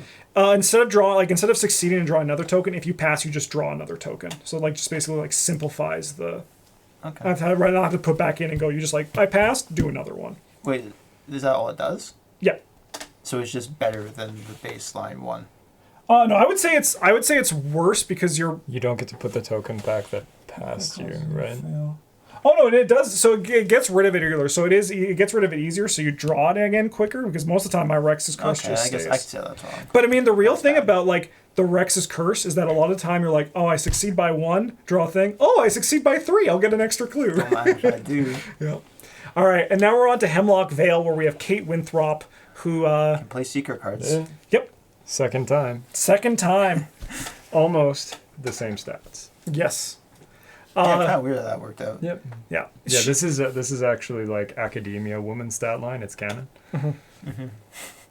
They run real good. They're all on the track. Yeah.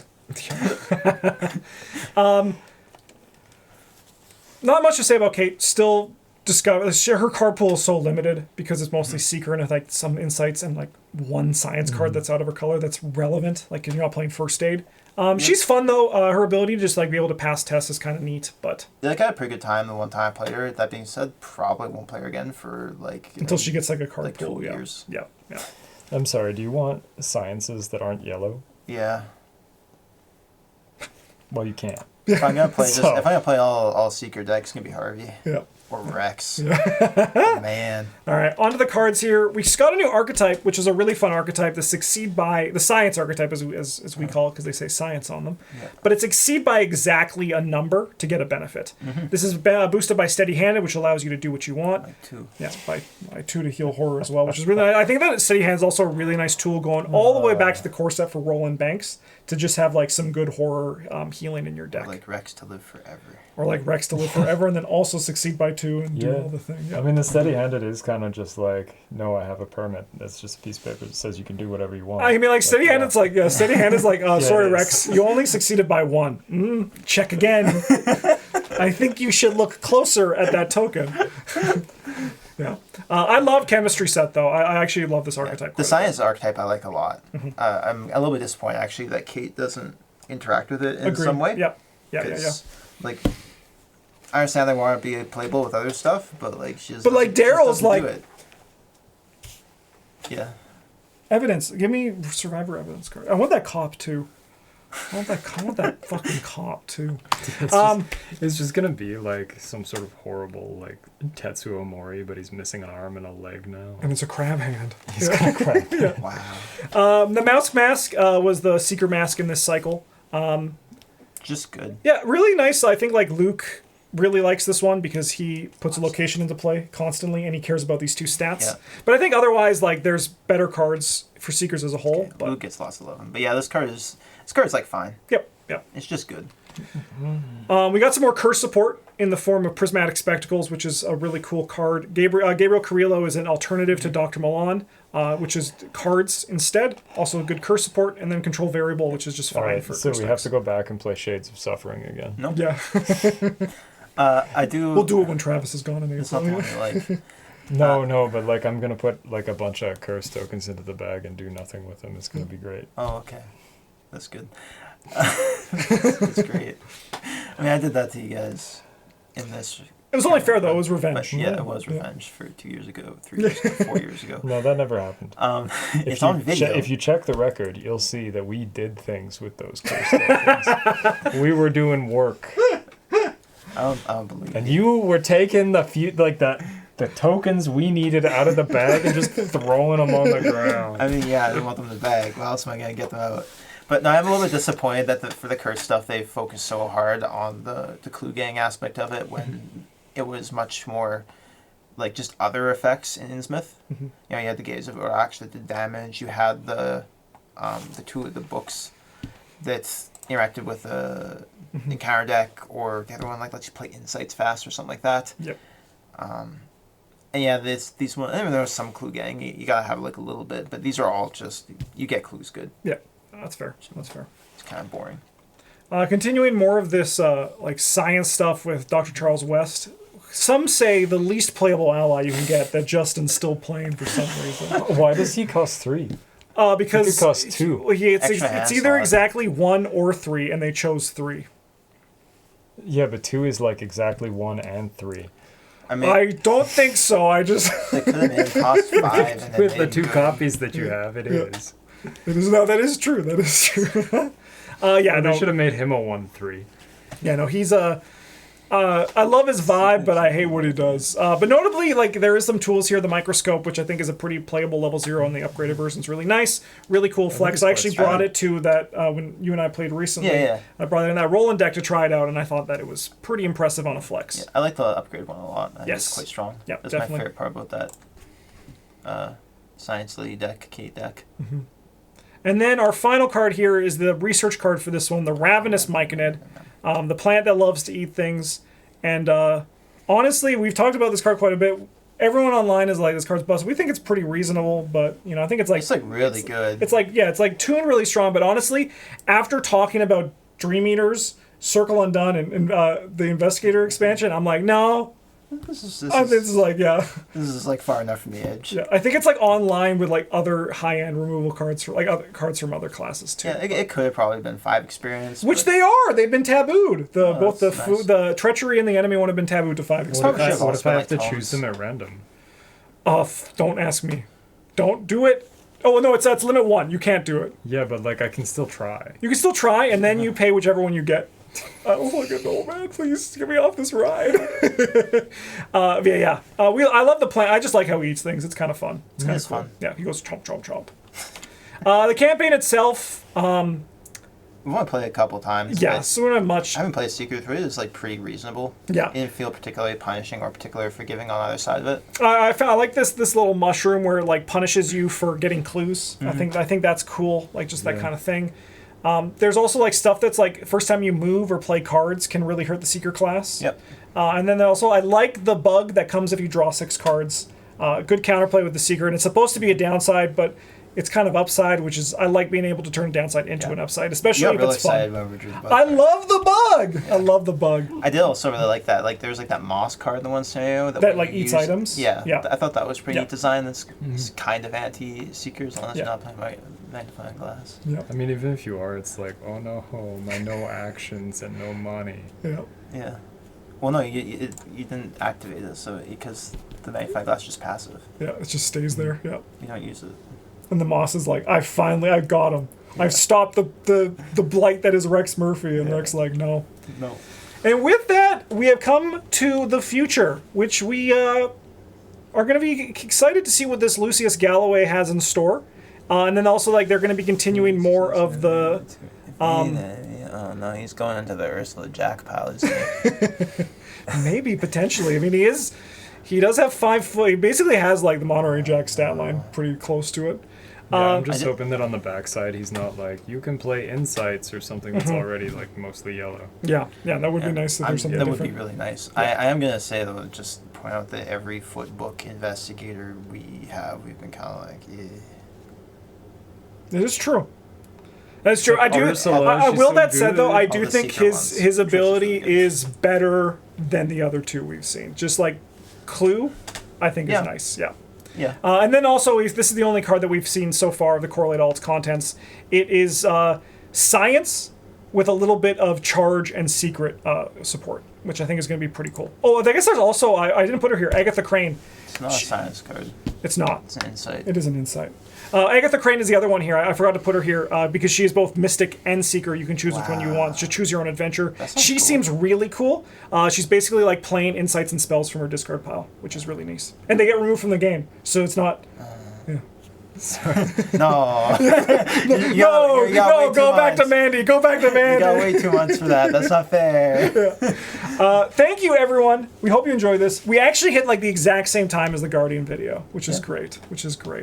I hope we really powered through those last couple cycles, so there wasn't much to say in comparison to the other ones. this is very true. Yes. Because like the cards are either like fine, good, great, or we're still like waiting for more support for them. That's kind of like how it is. Yep.